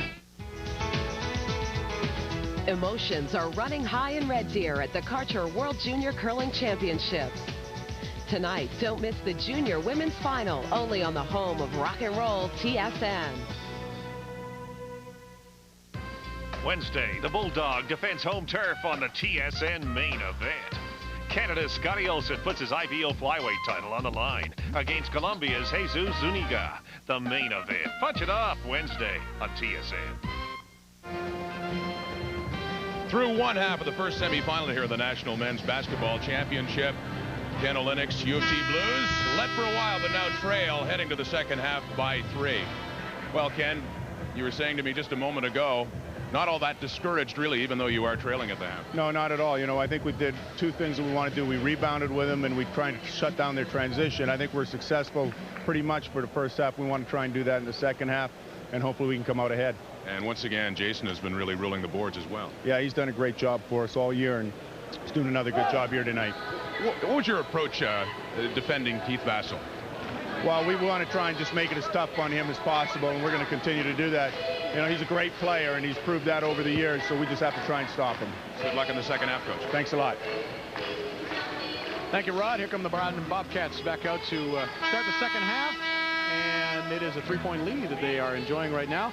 Now, Carl Swanty told me during the shoot-around today, Coach, that I don't think we're going to shut down Keith Vassell. He said he'll probably get his 18 or 20, but we'll do our best with the rest and see what happens. And it's just about right. He's got 15 at the end of the first half, but Carl Swanty himself has 16 for U of T. So there are your 2 leaders as we start action in the second half. The key thing that Toronto wants to do is break rhythm of Brandon. If Brandon gets in a rhythm and they can run that disciplined offense and get the ball into the players' hands that should have it, they're going to be very, very tough to beat. The changing defenses, let's see if they're effective in the second half. Wayne Taylor, the veteran guard, running the show for the Bobcats. Over to Keith Vassell. They swing it around the court, try to go inside. I think they forced that pass a bit, but Sean Gray has no room to operate. Comes back out to Taylor for the 3, and it'll rattle around, will not go in. Look at the pound of boards, both teams. Vassell blocked from behind by Dressler, and again blocked by Dressler, but not before a foul, as Keith Vassell working the boards offensively. Talk about bodies flying. Well, there's a lot of action inside on the rebound and block shots. The foul that time from behind by Carl Swanty. Inside, the brothers Dressler doing a job. Look here, the first miss goes up. The tip by Roberts back to the Dressler. Back off to Keith Vassell, over the back. That's not the foul. The foul was on the next move when Carl Swanty, the guard, came in and hooked him in the arm. Excellent action inside. Both teams leaping for the block shot. Vassell hits the first of 2, and also, well, no, will not knock down the second one. Good foul shooter, over 80%. Thought he was going to be money in the bank from the foul line, but I spoke too quickly. But it's a 4-point lead for the Bobcats as McGarrian and the Blues come back down, and they will try to get the ball free to Carl Swanty, no doubt, as Andrew Ruff puts one up, no good. Offensive rebound by Jason Dressler, makes the mistake of putting it on the floor, and the Bobcats scramble for it, but the possession arrow on the tied-up ball will leave the ball in the hands of the varsity Blues. Brandon's come out and matching up now in a man-to-man defense. That's the defense they finished the half with, and it was very effective for them. It elevated their intensity on the defensive end of the floor and caused them to get into their transition game. There you get a good profile of Eddie McGarrian, the man with the sore mouth. Lost a couple of teeth yesterday, taking an elbow in the mouth. Hasn't hampered his play today, though. He is still the court general of the Varsity Blues. And he has the ball right now and will operate their offense. 15 to go on the shot clock as he looks for Carl Swanty. 16 points first half. Andrew Ruff has it. 20 feet from the basket. They try to go inside. Force the pass, no good. Bounce pass to McGarrian on the backdoor cut. Got it. Will it fall? No. Rolls around, and the rebound to the Dressler boys as they keep it alive on the board. McGarrian again up off the window. This time it goes down. Great offensive rebounding there. What a gutsy player he is. He took 3 white shirts. He was surrounded by it. He's got that sore mouth, grabs the rebound, and puts it back in. That's got to be tempting to stay away from the collision, the potential collisions when you got a sore mouth like that. It's a 2-point game now. Brandon by 2. Sean Gray out to Wayne Taylor, who will shoot the 3. In and out. Rebound to the Blues as Dressler has Carl Swanty alone, and he will put down the jam for 2 more points for Swanty. 18 as he was leaking out on the fast break there. Well, Swanty really playing a great game. He can make that jump shot. When he gets out on the break, he gets inspired, turns and raises his fist, tries to inspire the Blues, but early in the half, you don't want to have too much inspiration if it's celebration. You know what, though? Last night against the Dow Tigers, U of T needed Carl Swanty's inspiration and emotion because nobody else shows it on that team. The Dressler boys are great players and good finishers, but don't have a lot of emotion. They just pretty inscrutable out there, and Swanty's the only guy that pumps his fist. Swanty finds Jason Dressler inside for a turnaround jump shot. It won't go. Sean Gray controlling the rebound and fouled from behind by Lars Dressler. But you see, their faces never change. Well, you know, Lars Dressler, he goes over the back here, but he has one thing, the ball in focus. He looks at the ball and closes those big mitts around the basketball. Didn't even see the Brandon player, but he did climb his back for the offensive foul. Tie game now, 36 all on the dunk by Carl Swanty. Wayne Taylor has the ball, operating at the top of the key. High post. Ewan Roberts over here. Jason Scott, and that ball is intercepted, and the Blues running again. Eddie McGarrian looking for an opening, doesn't get it. Swanty has the ball. Pump fakes a couple of times. They're all over him. And they call a walk on Swanty as he tried to squeeze through an opening there. Boy, the Bobcats are very aware of Carl Swanty now. They surround him when he has the ball. Well, Carl can't get too over-anxious now. You got to let the play come to you. Sometimes you get over-anxious, you try to make the play, and that leads to that kind of a turnover. Eddie McGarrian, great court general. He brought the ball down on the fast break, went deep into the offensive zone, saw nothing, and brought it back out. Patience will spell confidence on offense for the Blues. It is Roger Martin into the game again for the Brandon Bobcats, and he has the ball baseline and tries to tuck one off the window. Won't go, gets his own rebound after a scramble and kicks it back out to Wayne Taylor. And the Bobcats have the shot clock under 10 now. Keith Vassell, one dribble and a long shot. Doesn't go, and the rebound battled for, and again, the Blues have it. Swanty on the right side will pull up, take a look at the 18-footer, decides to penetrate. Eddie McGarrian will throw up a 3. Got it! What a nice play from Swanty to McGarrian. It shows the trust these players have in each other. Swanty didn't force the issue. He found his teammate. He knew McGarrian could put it down, and he got the ball in his hands. And that's the margin of lead right now for the Blues. It's a 3-point lead as Eddie McGarrian has 9 points. Sean Gray operating inside in traffic, puts it up and doesn't get it, but does draw a foul. As Sean Gray, I think they've got to go to him more. Tremendous move by Sean Gray. Great fundamental move. His back was to the basket. He brought Andrew Rupp right up on big drop step. When you make the move inside, if you sit down low and you lead with your foot, that's going to get you around the defense. Sean Gray put a clinic on. Sean Gray, third-year player out of Toronto. Huge prospect out of Toronto. Recruited by many schools, Canadian and some American. But was talked into Brandon by Jerry Hemmings, again, probably with the opportunity to go to an elite program. And it is an elite program, and he's done well for it. As he knocks down a couple and cuts the lead to 1. U of T by 1. 16 minutes to play in this game. McGarrian out on the wing to Carl Swanty, who goes through the lane and will throw up the running shot. No good. But the rebound battled for and won by Dressler. He gets it out to Andrew Rupp, puts up a shot from 15, doesn't go.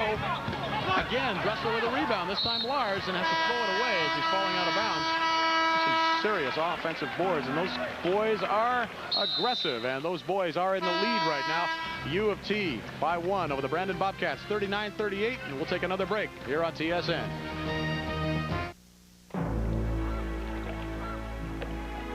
I have been thinking, William.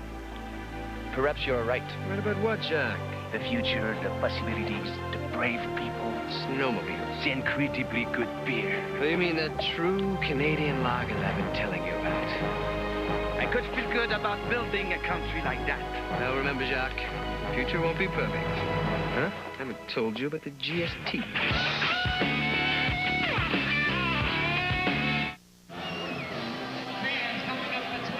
Bruce, it's Rod.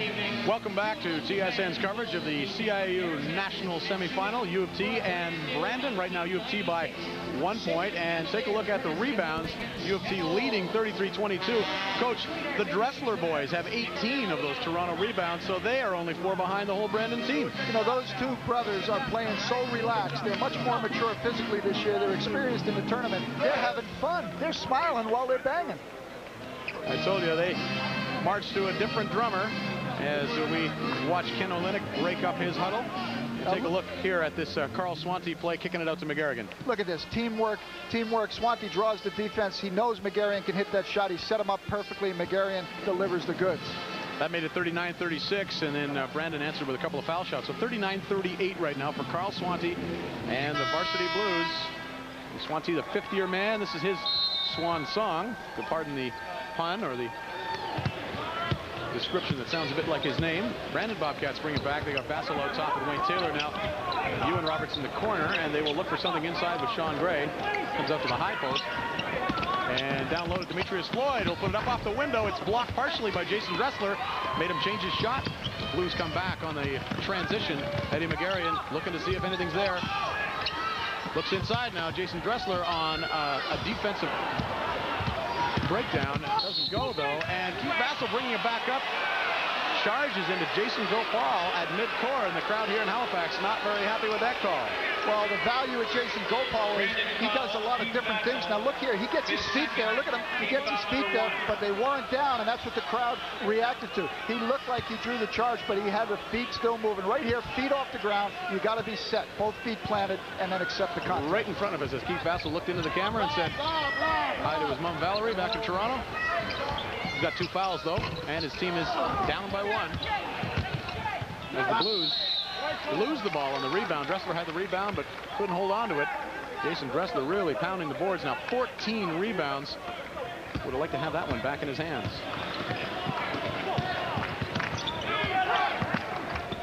Wayne Taylor with a jumper from outside. Again, in and out. Rebound. Keith Vassell, I think, called for over the back. And that'll be problems because that'll be 3 fouls on Keith Vassell. What do you do here, Coach? You got 15 minutes left in the game. Keith Vassell, your ace player, 3 fouls. Do you take him out now? And if you do, how long do you sit him? Well, look here, number 4 going right over the back. He goes for the basketball, but he creates the contact. I think you got to sit him down. You always got to be concerned will his sweat dry, but it's a long 14 minutes to the finish here. This game's been tight all the way. I think you got to give him a break and let him look at the game from another perspective. And the Blues try to go backdoor. McGarrigan on the pass is knocked over, actually knocks over Sean Gray. Sean Gray drawing another charge. That is the second charge Sean Gray has drawn, and I'm not sure he was there in time, Brian. Well, he wasn't there in time. Those feet have to be down. He has to get that space before the offensive player leaves his feet. McGarrigan left his feet in order to pass the basketball. Interestingly, Keith Vassell not sitting down. Jerry Hemmings electing to go with the veteran, presuming that the veteran can keep himself out of foul trouble. Under 14 minutes, under 15 minutes to play. Keith Vassell with 3 fouls. Might that be a factor? Shot clock here down to 15 as Sean Gray gets it. Foul line, makes his move to the bucket. Again, the Dressler's right up there with him, making him change his shot. And the Bobcats lose it out of bounds. Still 39-38, a 1-point game. U of T leading right now. You know, when Jerry Hemmings makes this kind of a move, he probably would say to us, Keith Vassell, a senior player, he knows how to play with 3 fouls, but can he play with the same intensity and shut down the players that run at him? Good point. Demetrius Floyd on the transition game. Look at him driving to the bucket. That won't go. McGarrigan with the rebound. Here's this YMCA ball again, a bit out of control as there's people falling down, but Carl Swanty's got it on the wing. Spins in the lane with a jump hook. No good. Rebound battled for, and Ewan Roberts of the Brandon Bobcats has got it. You know, Gary Hemmings calling for some control out there. The Toronto Varsity Blues can get good offensive opportunities, but they don't complete well. They shoot better from all positions when they're set. When they're on the move, they're not as effective. You know, Carl Swansea could have 30 points by now if he had the ball falling for him as he did in the first 5 minutes. He's had a lot of little jump hooks in the lane, a couple of jumpers as Brandon goes inside, and Ewan Roberts with a 4-footer won't go. Rebound is Sean Gray. He is fouled on the way up as Vassell slams it after the whistle. No basket. Sean Gray will go to the line for a couple. Right here, Jason Dressler goes up, makes the body contact in attempting to block the shot, and commits the foul. Here comes after the whistle, Keith Vassell in for the slam. Of course, that doesn't count. Sean Gray at the line again. Jason Dressler with 3 fouls. If you're Ken Olynyk, what do you do here? He plays a banging body game. He's probably more likely to pick up the 4th foul, I think, than Keith Vassell. Well, that's right. I think what Ken Olynyk is able to do, though, is he's got Kurek coming in off the bench. He can rotate that defensive alignment. If he has to sit down Dressler, he can go to the 3-guard front. I guess he could go to Lars Dressler right now, too, to replace his brother if he felt that was necessary. But again, Jason Dressler up on the rim to rebound that missed foul shot. It's 39-all. Sean Gray made 1 of 2 to tie the game. And the Blues have the ball again. Jason Gopal will put up a 3. And no good. Big, huge rebound by Demetrius Floyd. And he will run the ball back up. No, decides to walk it up now. We're tied with about 13 minutes to go in the game. Bobcats and the Varsity Blues. As Ewan Roberts makes his move to the bucket, blocked by Dressler. And the Blues running, and do they have the numbers? No, it'll be 3-on-3, so Eddie McGarrion will hold it up. Puts it into Andrew Ruff. Out here to Swanty. He's got an open 3. Can't hit it. Rebound to Sean Gray. Back come the Bobcats. Wayne Taylor in traffic, stumbling, falling, loses the ball, but Ewan Roberts gobbles it up at half court. And it's again out of control a little bit. Wayne Taylor operating, working on the one-on-one game. Do they have Sean free inside? No, Sean Gray was free inside evidently, but Wayne Taylor didn't see him, and he got called for 3 seconds. Well, Sean Gray a little bit frustrated because he thought he had position down inside on Andrew Ruff. He got down there. He was calling for the ball, calling for the ball. Finally, he dropped that back foot into the paint, and the referee got him for 3 seconds. When the inside man is open, you got to get him the basketball right away. A couple of U of T Blues passing up shots there. Swansea's got to keep shooting, though. Hasn't been hitting second half, but got to keep shooting. Andrew Ruff turns, puts the ball on the floor, kicks it out to McGarrion, and he'll get it to Swansea, who will pop with 9 seconds left on the shot clock. And Andrew Ruff called for the foul coming over the back on the rebound, and he got the worst of that, too. He got stunned. He got stunned right there. Andrew Ruff coming in from the left side, right side of the screen. Look, his hands go up right there. He wants to grab his face. He took a clock right on the nose. That was his 4th foul. He'll sit down. Lars Dressler will come back in. Andrew Ruff sitting down with a sore nose and 4 personal fouls. And we're still tied at 39 here, and a rather defensive struggle when you look at the score, but actually not that all a defensive struggle. Just a lot of missed baskets. There's some good position. Now, okay, I'm not a referee. I thought he had position there. We didn't think he had position earlier, and we went against the referees. I thought Jason Gopal had the position on Floyd there. Well, you know, the block charge is one of the toughest calls in basketball to make because it's a judgment call by the official. Oftentimes, it's the angle that you get to look at it that determines what you're going to call. The referee on the spot, you got to go with that judgment. Ken Olynyk is not in agreement with the referee's call. That puts the Blues over the limit this half. 7 fouls, so Floyd will go to the line for 1-and-1. Of course, Ken Olynyk thinks he's got the best angle in the building, so if he's upset with it, he certainly wants to share that with the officials so they remember that for the next call. That's right. It's a psychological game. These coaches, you think they're on the refs a lot, but they're playing. They want the next 4 calls their way. As Floyd drops down 2 foul shots and gives the Bobcats the lead. 41-39 your score. This is the first of 2 national semifinals here on TSN, and we'll be back in Halifax right after this break.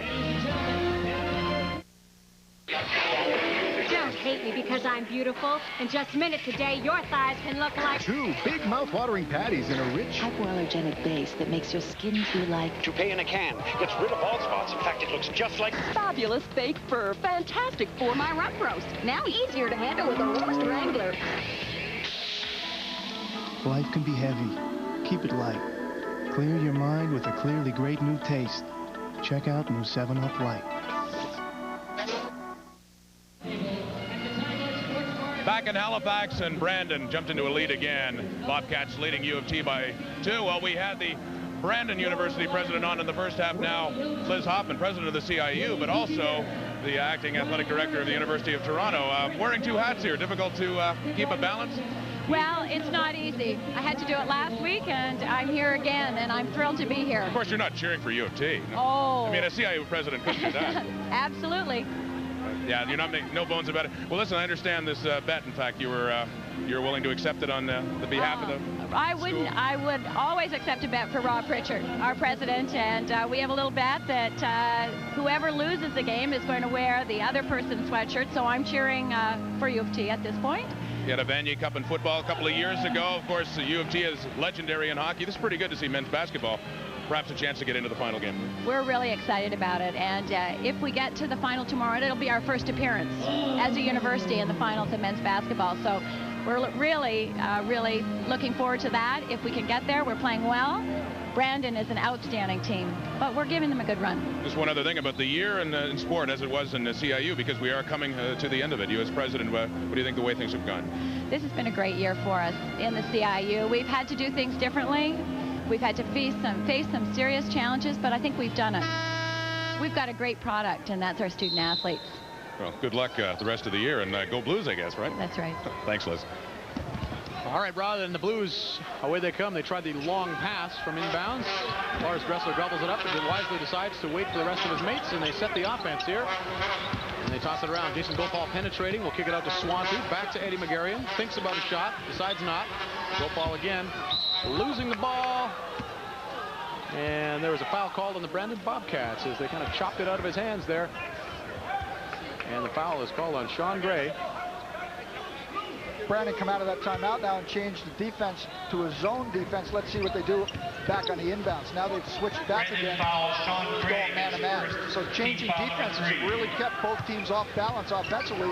That and the intimidation inside has led to a poorer field goal percentage than both of these championship clubs are used to. Shot clock down to 15.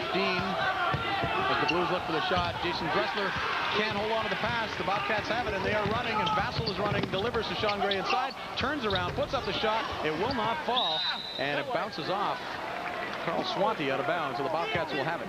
You know, one of the toughest shots for a big man to make is that direct shot inside back to the basket with no angle on the glass in transition. Sean Gray turned around. He had nowhere to put that ball. You use all the muscle to get up in the air, and then you got to have the delicate touch to score the hoop.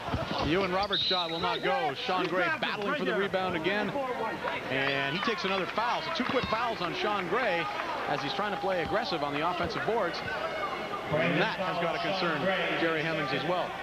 Sean Gray, a very emotional player, demonstrating his frustration there, his concern. Sometimes it's good to take a player out of the game for just 30 seconds, 45 seconds, give him a chance to calm down, then get him back in. Sean Gray, with that intensity, is liable to commit a foul that'll really put him in trouble. Trying to guard Jason Dressler here, guards him enough that he misses his shot, and the rebound to Demetrius Floyd. And the Bobcats control. They lead the game by 2, 41-39. Under 11 minutes to play. You gotta like Demetrius Floyd as a ball player. He really has demonstrated some athletic skill out here this afternoon. Bobcats try to go inside, and they do, and Ewan Roberts blocked from behind off the glass by Jason Dressler, but the referee says there was some body contact in there, and it's a foul on Dressler. Here you look at it again, Coach. You know, 2 wrongs don't make a right. You give up position inside, you come over the back to block the shot, that leads to bad things, like the foul right here. He lost him right here. He comes back to try to make up for it. You just can't do it. Now he lowers his arm right down. You're asking for all sorts of trouble. Can't jump on a man's back, can't swing the arm down below vertical. Did get the block, but did foul him afterwards as Ewan Roberts misses the first of 2 free throws. Still a 2-point game. There's the crowd at the Metro Center trying to get into it a little bit here. We had a big crowd here last night, over 7,000 with the 2 maritime teams involved, and a pretty good turnout here today. Looks like 4,000 or 5,000. We'll watch U of T and Brandon. U of T operating underneath, and Lars Dressler with the turnaround jump shot is fouled by the Bobcats. And Dressler will go to the line for a couple. Wade Taylor drawing the foul there. Second, team foul number 5. Gentlemen, 2 now. Lars Dressler at the line for 2 shots.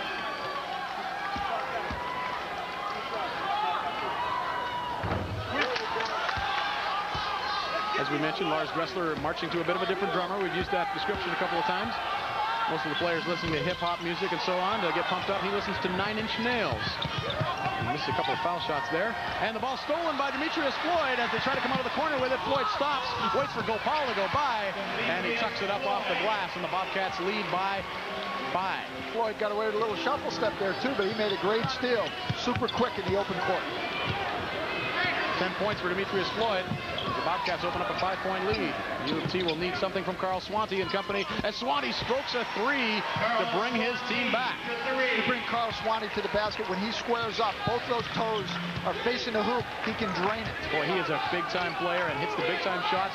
Last night against Dow, he needed some buckets. U of T needed some buckets. They went to him, and he delivered. As Lars Dressler draws another foul, trying to battle with the wide body of Ewan Roberts down low, and that'll be 4 fouls on Lars Dressler, and that could be trouble as Ken Olynyk will have to go to his bench. Toronto foul, Lars. You got to think that Ken Olynyk has decided on the inside game with the great talent that Brandon has on the boards to go as far as he can for as long as he can. So he's decided to leave those players in the ball game for the 4th foul, then start to manipulate and substitute down the stretch of the game.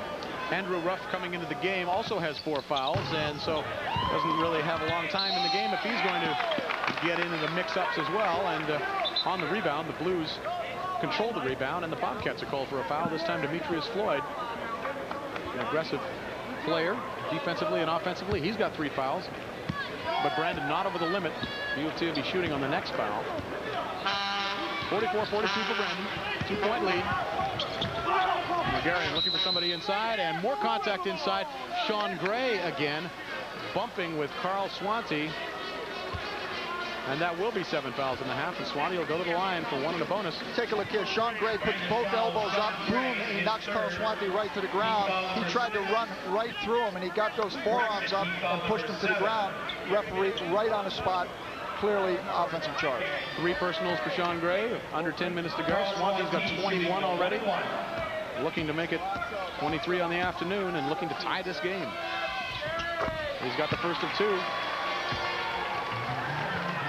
You know, Brendan, the complexion of this game has really changed from the first half, where there was a lot of extended defense, a lot of trapping defenses, a lot of transition, full court pressure. Now, more strategy, getting to be like a game of chess. You can believe that in the last 9 minutes of a semifinal championship. Both coaches pulling out the strategy right now. The pace and tempo of the game has really slowed down. They go inside right here for a bucket from Ewan Roberts, and the Brandon Bobcats are up 3 points now. Swanty made 1 of 2, and then the Bobcats come down and score at the other end as they do get some inside position, maybe because Lars Dressler is out, and maybe because Andrew Ruff has 4 fouls. But at the other end, Jason Gopal penetrating, kicking it out to Swanty. He takes a couple of dribbles and then puts it back out to Eddie McGarrion. McGarrion and the Blues tossing it around, and now Swanty seems to be open. 10 on the shot clock, and his shot will not fall. The rebound to Ewan Roberts, and he kicks it out to Vassell. Vassell will take it to the hoop on the smaller Jason Gopal. And Gopal fouls him on the way to the bucket, and Swanty not happy with the fact that 10-footer did not fall in the lane. Well, Jason Gopal doesn't shrink. He's got a head on his shoulders. He knows he's in the open court. It's going to be home time for Keith Vassell. He's got to try to get the foul and stop him from getting an easy layup, and he does that. Keith Vassell 16 on the day. Looking to up that from the foul line. Doesn't get the first one. 46-43 for Brandon. 3-point lead. It'll be interesting to see here if Keith Vassell converts this foul shot now, whether Brandon will extend their defense and give a little bit different look, try to bring some pressure back to the Blues. Vassell misses both, but the rebound is knocked by Ewan Roberts off of a U of T knee, and the Bobcats do have the ball and a 3-point lead. Under 9 minutes to play. Look right here, the ball goes right off Eddie McGarrion's leg. And the Bobcats trying to operate with Ewan Roberts. Wayne Taylor takes the ball on top, swings it all the way across to Demetrius Floyd, who'll operate one-on-one. Goes inside. And a whistle. Jump it up. They call a jump ball. And a bit of dispute here as to what the call is. Possession arrow favors U of T. The referees asked for a little bit of peace so they can sort it out. Want me to help you? Meanwhile, Sean Gray is down on the ground. Taking a breather. Let's take here. Demetrius now knocks it off Dressler's leg. Inside, strong power move by Ewan Roberts. The ball was missed. Here's both players. Hands on the ball. They're going to go down together. Referee blows the whistle. So rather than call traveling on somebody, they call it jump ball. There was one jump ball. White ball. Okay. Haven't quite sorted it out, but it is white ball. They call it a jump ball, but the possession arrow was pointed the other way. But at any rate, it is Brandon Ball.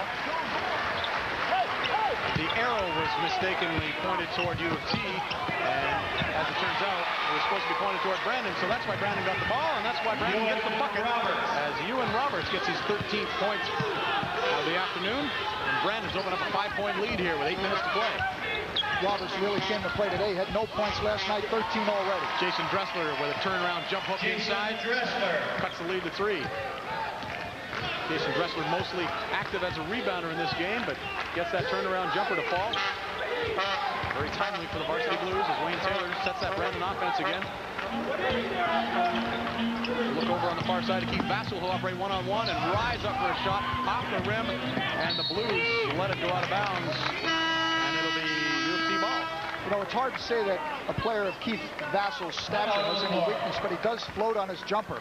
Floating a little bit left to right. We'll take another break as there's a timeout on the floor here. 3-point lead for Brandon. We'll be back right after this. Let me give you Frank's #1 rule. Never argue with a guy holding a meat cleaver. You don't have to believe me, but I say no other brand of sandwich meat tastes as good as Maple Leaf flakes of ham. I say Maple Leaf trim their meat as carefully as I do. 100% cured ham. I say you can trust the taste of Maple Leaf. I say Maple Leaf is a cut above. You can argue with me, but I don't think you should. According to Frank, Maple Leaf is a cut above.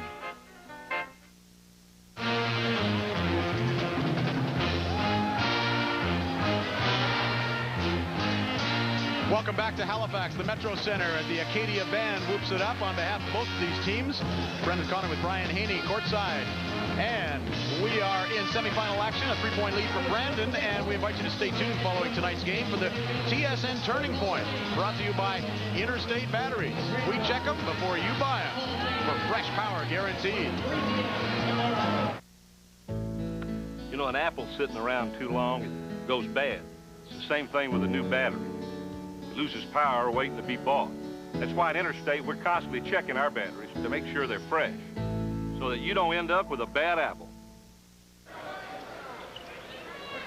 Jerry Hemming sends his Brandon Bobcats back out on the floor with a 5-point lead, under 8 minutes to go. Coach, what would he have told them there? Continue the poise, continue the aggressive D? What do you say?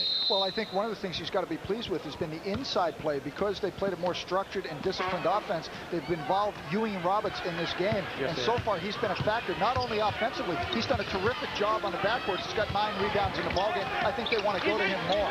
You're right, good point. They really have pounded the ball inside more in the second half. As Jason Gopal will put up a 15-footer and hit it. Boy, he had to arc that one. There was well, everybody on the court's taller than he is, but he had to put that up over a taller defender. As back come the Bobcats, and Demetrius Floyd catches the ball in a difficult position and is forced into a traveling call. You know, I'm really impressed with Andrew Ruff, who's only a sophomore. He's quite a different player from he was this time last year. He's reading the defenses a little bit better. He put himself in a position there to take on Demetrius Floyd, got himself established and drew the charge. You like to see that in only your second-year players. 48-47 for the Bobcats. They lead by 1. Andrew Ruff now will turn in the lane. Pump fakes once, kicks it back out to Jason Gopal, looking for a cutter. McGarrigan's got the ball inside, Eddie McGarrigan, but he has to come back out to Swanty for a long bomb, and he gets nothing. And out of bounds it goes. Carl Swanty, a good shooter, but not good shooting right there. It's been part of the story of this game as the shooting percentages are down for both clubs, Coach. Well, they're well under 32% for both clubs, and that's very unusual when you're at a championship tournament. But both clubs changing defenses, both clubs quick on the perimeter to get a hand in the shooter's face, and that's causing a lot of problems for the offenses in order to get balanced and get established. As you get the courtside view of U of T playing defense on the Brandon Bobcats, you get the view we have. This guy's a good story today. Eddie McGarrigan, minus a couple of teeth from last night, playing hard, doing well, and contributing 11 points and 14 rebounds to his team as McGarrigan does get involved at the defensive end, the board. Once again, he scoops up a ball and will control his team as they come back down court. Down by 1, trying to cut into this 1-point lead. Under 7 minutes to play.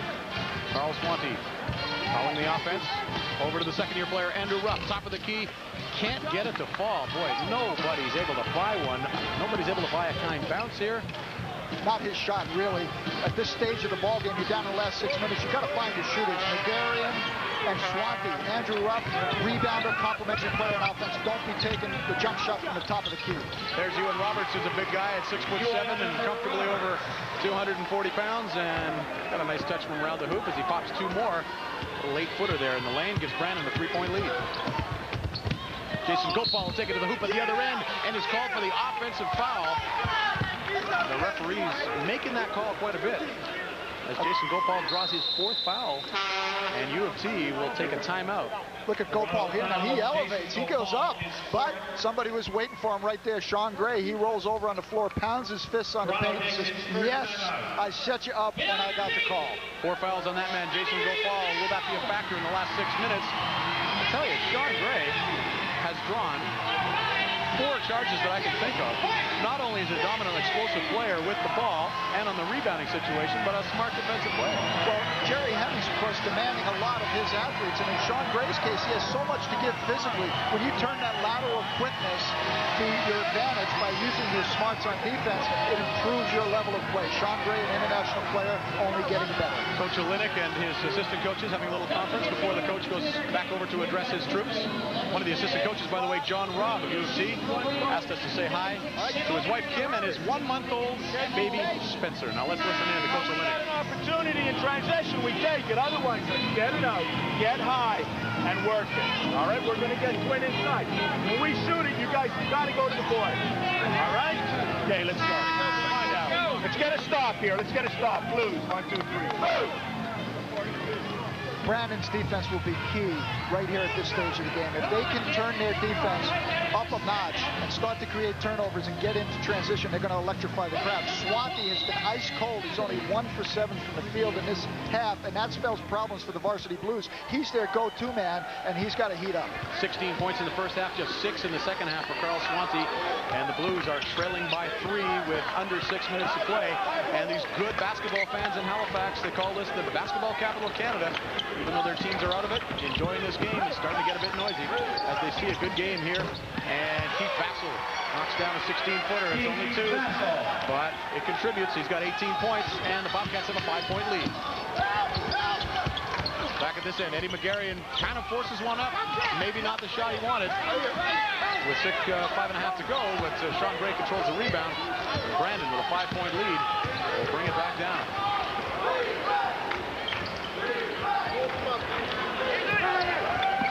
Very deliberate play here. Brandon has played well last night and today in terms of their deliberate, disciplined offense. If they stay in this offense and get the shot that they want, Jerry Hemmings has got to have the advantage right here. Demetrius Floyd operating baseline as the shot clock winds down, and he flips that one in. Demetrius Floyd adds a component to this Brandon team that is very, very impressive. And at the other end, the man we talked about draws another charge. The referees like that call today. And Demetrius Floyd scores at one end, draws a foul at the other end, and because U of T is over the limit, Demetrius Floyd will step to the line at the other end. Demetrius Floyd took the baseline on his last offensive move, and when you have the ability to elevate the way he does, you just cannot afford to give him the baseline. U of T's got to step down on that baseline and shut it off. Brandon will eat him up. Then he comes back the other way and sets him up for the foul. Now look at Floyd. Stands, and Swanty runs right over him. The referee caught the move and calls the foul. That puts Floyd back, responsible for a basket, comes down, gets the turnover, and comes back a 4-point spread, all wrapped into one great player. Hits 1 of 2, but a very big series for Demetrius Floyd, where he scored at one end and drew the foul, contributed again. Lars Dressler is back into the game now for Andrew Rupp. Brandon on an 11-4 run just now, as U of T will look to stop this run. Carl Swanty is their go-to guy, and they go to him right here as he penetrates, dishes it out to Megarian. He penetrates, and will put it between the legs of a Brandon defender and Jason Dressler to his brother Lars. Good defense by Brandon. No shot so far, and they strip Jason Dressler inside. And it's going to be blue ball as people diving on the floor. Boy, that is some good team defense by the Bobcats. Well, I'll tell you, anytime you're a big man at 6'8", like Dressler is, you start bouncing the ball in the paint, you're asking for trouble. He got a nice pass. He should have exploded right to the glass. 2 on the shot clock for the U of T varsity Blues. They will have to do something quickly when they inbounds it, and there is a 20-second timeout called on the floor as Ken Olenek wants to talk this one over because this is an important trip. His team is down by 8 points. Let's listen in to Ken and see what he says here as we have Mike Ken Olenek, the U of T coach. Here he is. Make sure we're in unison, all right? We've got 2 seconds now, okay? We got to get it up quick. You got time to put it on the floor and shoot it, okay? Okay, and then we're 33. Pick the heat up a little bit. Okay, let's go. Blues, 1, 2, 3. Blues! Let's go. 33 will be their defensive set coming back. That sounds like some token pressure to me. Well, he's going to elevate the level of intensity on the defense. He's going to start trying to bring it at least 3/4 court. He's got to do something to generate turnovers. They got a problem right here now. Only 2 seconds on the shot clock. Inbounds and a quick shot, or else it's going to be a violation. And they're already down 8. They need this bucket. If they turn it over on the violation or hurry their shot, Brandon will have another trip down and able to open it up to 10. As Swansea takes the ball inbounds, 2 dribbles and gets the shot off. Doesn't get the bounce, but Lars Dressler with a putback, and U of T gets away, cutting the lead to 6 points. You know, Lars Dressler got the putback, but Jason Dressler kept the ball alive. That was brother to brother, and it resulted in a basket. They pound the boards, and they are leapers. Some of the Brandon boys told me this morning. I asked them about the Dressler twins, and they said leapers and relentless rebounders. Got to keep them off the boards. As the Bobcats operate, Sean Gray will lose the ball inside. Keith Vassell will put it up from 3-point land. Won't go. But Garion with the rebound sees that he has the numbers. It's 3-on-3 coming back. No, he will hold up and set the offense. Jason Gopal with the ball at the top now. Operating in the 2-man game. Swansea from 3. No. And the rebound scooped away by Dressler, and as he puts it back in bounds, Jason Gopal going up for it, and Brandon draws a foul. Probably the best thing that could have happened to the varsity Blues right there is to get them to the foul line. Carl Swansea, very dry from the outside, really shooting a knuckleball. Look here, the ball's loose. That's saved. That's hustle. Here comes Gopal. Look at him jump. He's only 5'7", but he elevated above the big guys right there and drew the foul. There you see again, Jason Dressler saving that, gets it to Gopal, and as he goes up, he's fouled from behind by Wayne Taylor, and the Blues will be at the line. We have another timeout on the floor. Brandon Bobcats lead by 6, 55-49, 3 minutes to go. We'll be back after this timeout. Out on the ice, I don't score points for how my hair looks. But after the game, in front of the press, when the cameras are just inches away and millions of fans are watching, my hair has to look great, and great hair can't have flakes. No way. So I get rid of them with Head & Shoulders. It keeps my dandruff in check and my hair looking great. Hey, you can't hide under a helmet all the time. Head & Shoulders, every day. With great hair, can't have flakes. I prefer to execute this way and play deep. Okay? So don't be done. Don't be a job. Your defense has changed. Sean will bring it to Got that? Got that? Stay on the board. Jerry Hemmings inside the Brandon Bobcats huddle as they call timeout. They have the 6-point lead with 3 minutes to go in this national semifinal. Jerry Hemmings, a veteran coach from Brandon. Run a great program out of there for years. 500 career coaching wins. And trying to get another one in front of this good basketball crowd here in Halifax. Folks there from Truro, Nova Scotia. Hello, Truro. We love you too. Glad you're here with us, and glad you're here with us across the country on TSN as we show you the first of 2 national semifinals. The next one at 12 midnight Eastern time. GBC in Alberta. Jason Gopal at the line, trying to cut into this 6-point lead. But varsity has to extend their defensive pressure here. They've got to do something to disrupt the tempo. This tempo of this ball game has slipped right into advantage for the Brandon Bobcats. 1 of 2 for Jason Gopal. Sean Gray controls the rebound, and Wayne Taylor will bring the Bobcats back. Their lead is at 5, 3:10 to go.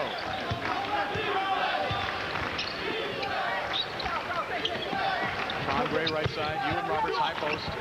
Looking low to Keith Vassell. Can't get the pass there. This time he does, and Vassell goes up for the jam. He is intercepted on the way up. Dressler fouls him. The bucket will count. You know, what you got to be impressed with Keith Vassell on that move is that Lars Dressler came over and smacked him. He hit him on the wrist. He hit him on the forearm. Vassell strong enough to hold on. Didn't get the dunk all the way down, but had the strength to control the basketball and make the basket. And that is 5 fouls on Lars Dressler, as he will have to sit down. Just 4 points on the day, 8 rebounds on the day, and Lars Dressler a little bit below his average. He's usually a 7-point scorer and 4 rebounds a game during the season. He had 10 and 7 against Dow last night, so about right where he wanted to be on the rebounds, but under his average in scoring, and he'll be a big loss because of the defensive work that he does. You know, you can't trade experience for anything. You got Keith Vassell, who's in his senior year. You got Ewan Roberts. That last pass to Vassell came from Ewan Roberts. You get relaxed as you mature as a basketball player. In the intensity of this moment, Brandon has given up the basketball to each other. They're playing together as a team. Andrew Rupp has to come in, replace Lars Dressler. Rupp himself has 4 fouls. As U of T is now down by 7, and Keith Vassell with 20 points in the game is at the line, trying to add to that total and trying to add to his team's lead. And he hits it, make it 58-50. Brandon by 8. Keith Vassell, the All-Canadian, with 21 to lead his team. Under 3 minutes to go now. And U of T will step up the pace, we hope. And they draw a violation, a traveling violation there. Andrew Rupp looking for the contact and maybe looking for the foul, but he shuffled his feet, and it's a turnover. And Brandon will have the ball again. U of T still has enough 3-point bombers, though, I think, Coach, to get back in this game. Well, they have that, but they've got to get their hands on the ball for more possessions. They can't lag back in the defense and allow Brandon to eat out the entire clock. They've got to come out and get in the passing lanes, try to do something to disrupt Brandon's methodical play on offense. They're going to the high post. They're looking down low in the low post. If that pass is completed, it's danger all over because of their great leaping ability inside. That one batted away. Bobcats have the ball. Toronto's turned the ball over 22 times in this game to Brandon's 14. That makes a difference, too. And right there, they lob it to Keith Vassell, and some athletic ability by Vassell, able to control that ball as he outleaped McGarrigan for it. McGarrigan, 7 on the shot clock as Wayne Taylor knocks down a 3. What a big shot for Brandon. They left him alone out there. That was an NBA 3. Just mentioning the maturity level of these players. Wayne Taylor been around, played at Acadia, as you mentioned earlier, in the late 80s. Here he is, a mature player. He performs under pressure. Wayne Taylor, unfortunately, and much to his dislike, draws a foul at the other end as he draws his 4th foul, as a matter of fact, trying to block Jason Gopal. Gutsy move to the hoop here by Gopal. And Wayne Taylor with a huge shot there. Wayne Taylor contributing 8 points on the day, but a couple of big 3s. None bigger than that one right there with 2 minutes to go. But Gopal on the line now. Brandon with an 11-point lead. Hits the first of 2. Boy, this guy's a dynamo. 5'8". Told you he played a couple of years at defensive back for the Varsity Blues. Not tentative at all about taking it into the crowd. Varsity calling a timeout right here. Ken Olynyk got up off the bench and asked for that timeout. He wants to stop play, organize his defense, and try to get into something that will generate some turnovers. It's a 9-point lead for the Brandon Bobcats as Ken Olynyk tries to figure out what to do in the last 2 minutes. He huddles his team over there. Again, Carl Swanty going cold in the second half hasn't helped things, nor has the fact that Lars Dressler has 5 fouls. Jason Dressler's played a tremendous game. And the Varsity Blues have just sort of come apart a little bit in this last 2 minutes as Jerry Hemmings diagramming a couple of things inside the huddle for his boys. Let's listen in. You're coming down the side. Keep the ball moving. We got to get it back in Wayne's hand, Mike. Remember, it will get it. Let's stay high post one more time. But execute it from here. Execute it on that wing. Right in front. Go ahead and swap down Looks as if they're diagramming that high post, low post game again that they've been playing the last couple of minutes. Here's take a look at Wayne Taylor once again with that bomb. Take a look here. He elevates. He's all alone. Nobody near him. Swanty backed off him. You can't back off the shooter. You got to challenge the shot. He's too good a shooter for that. Jerry Hemmings organizing his team. He knows what's coming. Olynyk called timeout after the foul shot. What do you think it is? Extended full court pressure. He's looking at press break operation right here. Again, Jerry Hemmings says First 5 minutes of the half and the last 5 minutes are the most important as the trap in the corner. Vassal's in trouble.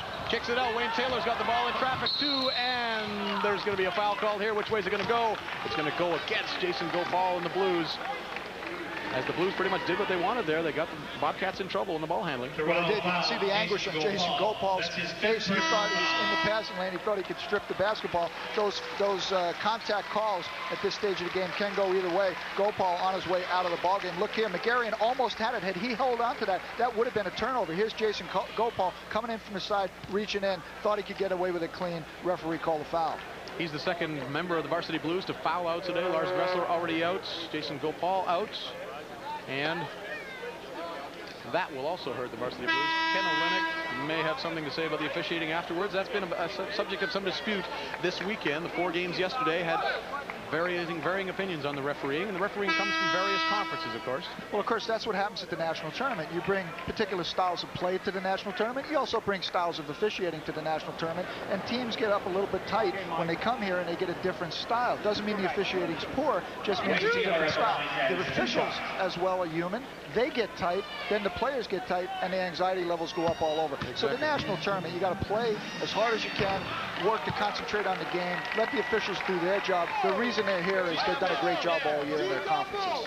Look at the Bobcats bench. They think they've got it. Mugging for the camera as Wayne Taylor drops the first of 2 free throws and makes the second one, restoring Brandon's 11-point lead with under 2 minutes to play. Been very impressed with Brandon's play in this ballgame. They've mixed defenses. They've handled all the mixing defenses of Toronto. Oh, Jason Dressler puts up a 3, and it is goaltended by Sean Gray. Sean Gray thought that was going to be short, so he just went up to grab it like a rebound. As you look at it again from the floor level, you should see Jason Dressler putting it up. Was that going in? It might have hit the rim, and Sean Gray didn't even give it a chance. Goaltending, give U of T 3. Make it 63-55 now, an 8-point lead. Roger Martin running the ball down, evidently took some steps. Back-to-back trouble for the Brandon Bobcats, Coach. Well, I'll tell you, they played a very clean latter part of the second half. It's unusual for them to have turned the basketball over. This is the kind of situation can get them in trouble, but to their credit, they've played wonderfully in the last 6 minutes of this ballgame. Championship caliber all the way. Demetrius Floyd is back in the game now for a little more poise as the Blues work it around. Joe Lombardi will try from the corner. It's partially blocked. Dressler has it. Tries a short shovel pass. It doesn't go, and the Bobcats take it away and come back with Wayne Taylor in control. Minute and a half left to go. Brandon up by 5. Up by 8, pardon me. And they want to control the basketball here if they can. They, to their advantage, let that 30-second clock run out. U of T wants to take gambles here. Even if they create contact, they stop the clock, and they have to do that if they have any chance at all of winning the ballgame. Brandon's got the good ball handlers, though. I think they'll be fine. Shot clock down to 7. Now Demetrius Floyd will look for something. Dumps it inside. Sean Gray's got a look. Doesn't go. And the rebound of the Blues. And away they come. Eddie McGarrion, 3-on-2. Swanty will stop, look at a 3. No, give it to McGarrion in the lane. In and out again. Boy, U of T having trouble buying a basket. And the rebound battled for here. The possession arrow favors the U of T Varsity Blues on the tie-up. No, we had it. You got it last night. Okay. Okay, you okay now? Here the referee having a little yak with Sean Gray. He's played a great game at both ends of the court. He's played a great game. He's taken everybody on alone inside if he has to. Right there, he took 2 big players on inside, went up, skied, got the rebound, held on to it, came down. Very inspirational player, highly motivated in this tournament. That's obvious. Coach Hemmings still barking about switches and watching. He knows this game is not over yet. We're under a minute to play. The Blues have the ball, down 8. Eddie McGarrion puts it up and has got it from 15 feet. Calling a timeout. They can't get the timeout because the Bobcats have the ball. And the full court heave is on. Wayne Taylor will challenge those defenders, and they get it up to keep Vassal. And Vassal will try to dribble out the clock here, or as much of it as he can. It's a 6-point lead for Brandon. Got to have 2 possessions to tie this basketball game. Varsity's got to do something. Finally, they do give the foul. And Carl Swanty takes the foul. And again, you see that Brandon bench celebrating. Maybe a little bit too early. That's going to be 5 fouls on Carl Swanty as well, as the senior leaves with having played a great game. 22 points for his team. Went a little cold in the second half, but a great career at U of T and a great game in the national semifinal. Well, Carl Swanty's had a fabulous season. He's led them to the OUA East Championship. You can't fault him. U of T had its hands full today. Brandon's so tough at every spot. They've got the ability to jump over you, drive to the hoop, and take you hard to the goal. Also, they've displayed great ability to shoot the outside shot. They have the good outside-inside game going. U of T, every time they turned the corner, they were facing an athlete of prestige status. Into the game for the U of T Varsity Blues comes number 32, Anthony Alexiou, a rookie out of Toronto. He'll take Carl Swanty's spot for the last 30 seconds here. Wayne Taylor on the line again. Good free throw shooter. He's knocked down a few in these last 2 minutes. You know, I thought varsity let the clock run away on them a little bit in the last 3.5 minutes of this game. They never really hit a point where they got so excited that they were able to change the tempo of the basketball game. That was their only hope to get back in. They just methodically let this game get away from them in the last 3 minutes. There just wasn't enough time to come back. Well, Wayne Taylor hit both those free throws and puts his team up by 8. And Jerry Hemmings calls a timeout. I guess just to ask for some points here in these last 30 seconds. Ken Olynyk, what does he ask for in this last 30 seconds? The game's pretty much over now. 8-point lead. All right, that's fine. Get it, look for the 3. All right, shoot the 3. Okay, ball goes in, we got a timeout. All right, we got a timeout. You're on the point on the 33. So you're the point, whether we're 33 up or we're going to go 33 up. 33 up on the score. Yeah, okay. All right. Okay, we got to get after him now. Let's get after him right away. Follow him immediately. Okay, let's go. Toronto has to drain a quick 3. Ken Olynyk gave them those instructions, but get out on them means get out in the passing lane and generate a turnover. Don't just be there in the defending area. They've got to get possession of the ball. They need 3 possessions to tie or win this basketball game. The only way they can do it is a quick score and 2 quick steals with a score following the second steal. 30 seconds to go as the Blues bring it up. They trail by 8, as you see. Magarian will penetrate the lane, kick it out here. Joe Lombardi with a 3, and he nails it. And U of T calls for the timeout right away. So Ken Olynyk's plan worked as Lombardi, who saw a lot of playing time last night with Magarian out, strokes a 3 at a critical time. Joe Lombardi's a good shooter, and that was just what Ken Olynyk wanted. Now he's got the clock stopped, game 5. They still need 2 possessions to tie or win. They've got to get another steal and then a quick 3 or 2. Or did they give a foul here on the inbounds pass fairly quickly? Don't want to put Wayne Taylor at the line. Well, the problem is if it gets in the hands of the guards, Vassell or Taylor. Okay, Ewan. 12. Ewan, will you calm down? E, you're going to up 3 for Wayne. They're going to foul you. He's coming back. E, you're setting the down screen on the weak side for Sean going deep. He's wide open, we may get the D once you swing the cup. If you have to use a timeout, we can use one, right? My fault, I probably put us on a bad defense. You got to relax. Remember I said, half the lanes don't shoot. Jerry Hemmings diagramming the inbounds play, needing the ball to be put into bounds cleanly by his team here, and he's even got Sean Gray going deep. Well, maybe a breakaway jam of some kind might happen depending on what U of T does on the defense. If they execute cleanly here, they'll get the reception without the turnover. That's the purpose of all of that. What they've got to be careful of is they don't throw the ball long and then out of bounds. It goes all the way out of bounds. U of T will have to give a foul quickly here, and they do. They foul Demetrius Floyd as the ball comes into him. 21 seconds left. Brandon by 5, and Floyd will go to the line. Toronto foul, Anthony Alexiou, his first. There is one of the stories of the game right there, Coach. Turnovers, 23-15. Toronto with 23 turnovers to Brandon's 15. As Anthony Alexiou wisely is chosen as the one to give the foul. He just came into the game.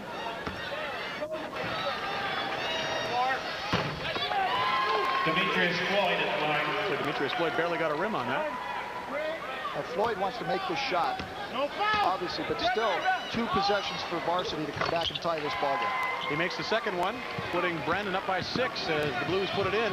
20 seconds to play. Magarian down the lane, and they give him the layup.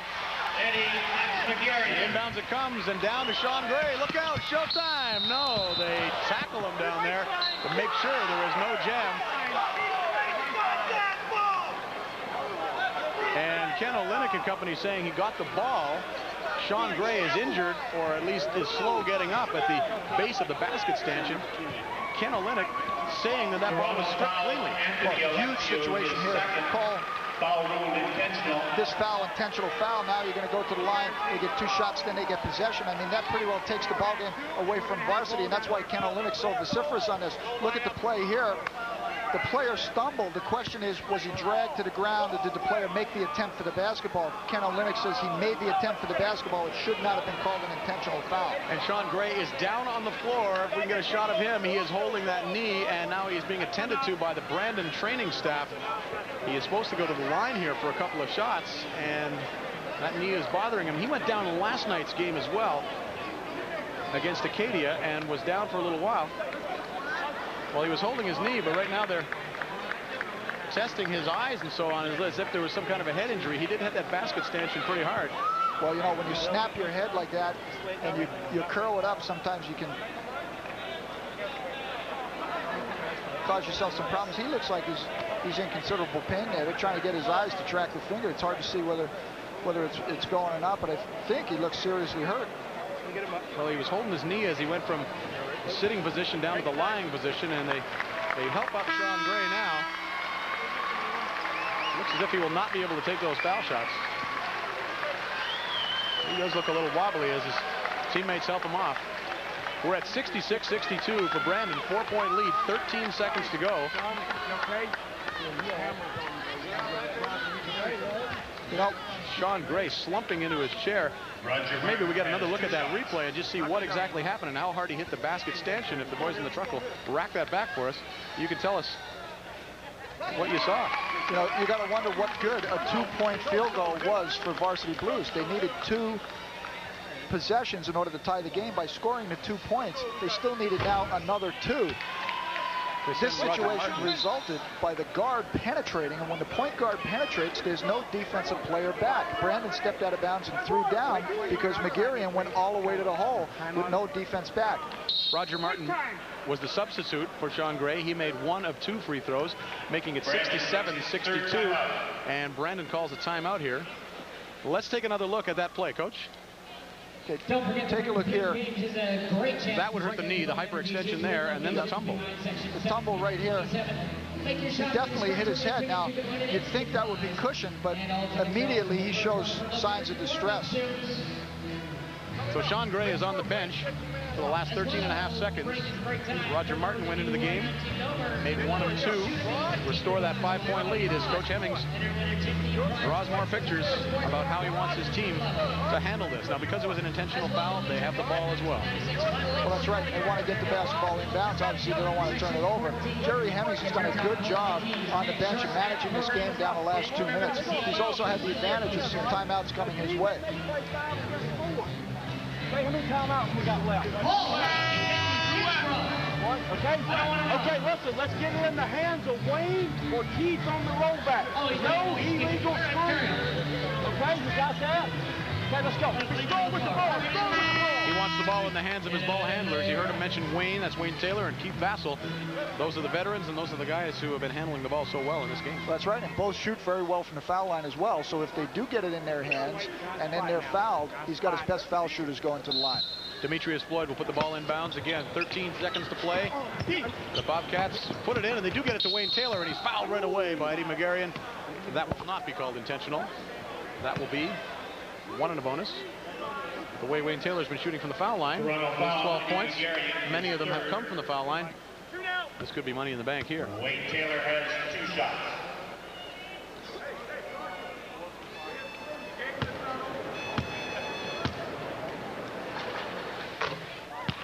Knocks the first one down, 68-62 for Brandon, the 6-point lead.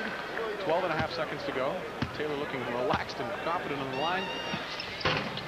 Doesn't get the second one. Dressler gets the rebound, loses it, and Ewan Roberts able to tuck it back up and in, and that will pretty much put the knife in the back of the Varsity Blues. Well, for the way Ewan Roberts has played this afternoon, that's a fitting way for him to end the afternoon. Andrew Ruff will try a desperation 3 at the buzzer, and it does not go. And the Bobcats are going to the national final. They know it. Jerry Hemmings going to the national final. He knows it. An 8-point victory over U of T.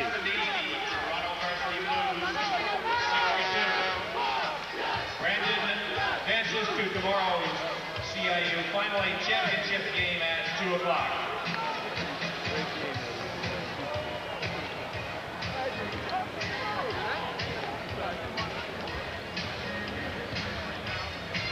Hi, Mom. Teams are reminded to remain at their respective benches for the presentation of the Saxon Players of the Game Awards.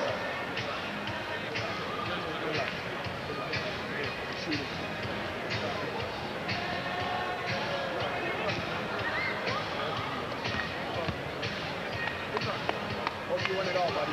All right? Good job. The traditional handshakes all around as the U of T Varsity Blues close out their season, at least the quest for the national title, here at the Halifax Metro Center. Losing by 8, 70-62 your final score. Brandon will go on to the national title, and we will be back for a post-game interview with the winning coach right after this break. Congratulations, Jerry. Great second half. Seemed to really control the game in that one, but you were just saying to me a few moments ago, could have even won by more in that. A few mistakes still along the way. Well, I thought we got up 10 late in the ball game. Sean Gray got a little over anxious, goaltended one when he should have left it alone. And then, you know, we switched one time. We wanted to change defenses, and we knew who the three-point shooters were. We wanted to get in the passing lanes, and all of a sudden, a couple players went to sleep. We gave up a three there that put them within 5. But I thought Wayne Taylor did a great job down the stretch, taking care of the ball and making free throws. And then we also got big 0-0 Ewan Roberts. Once we got his 270 pounds mobile there, he got some hoops inside and made a big difference. Congratulations, Coach, and good luck in tomorrow's national championship. Thanks, Rod. Appreciate it. Jerry Hemmings back to the final to face either Alberta or UBC, victorious by 8. We'll be back with more after this.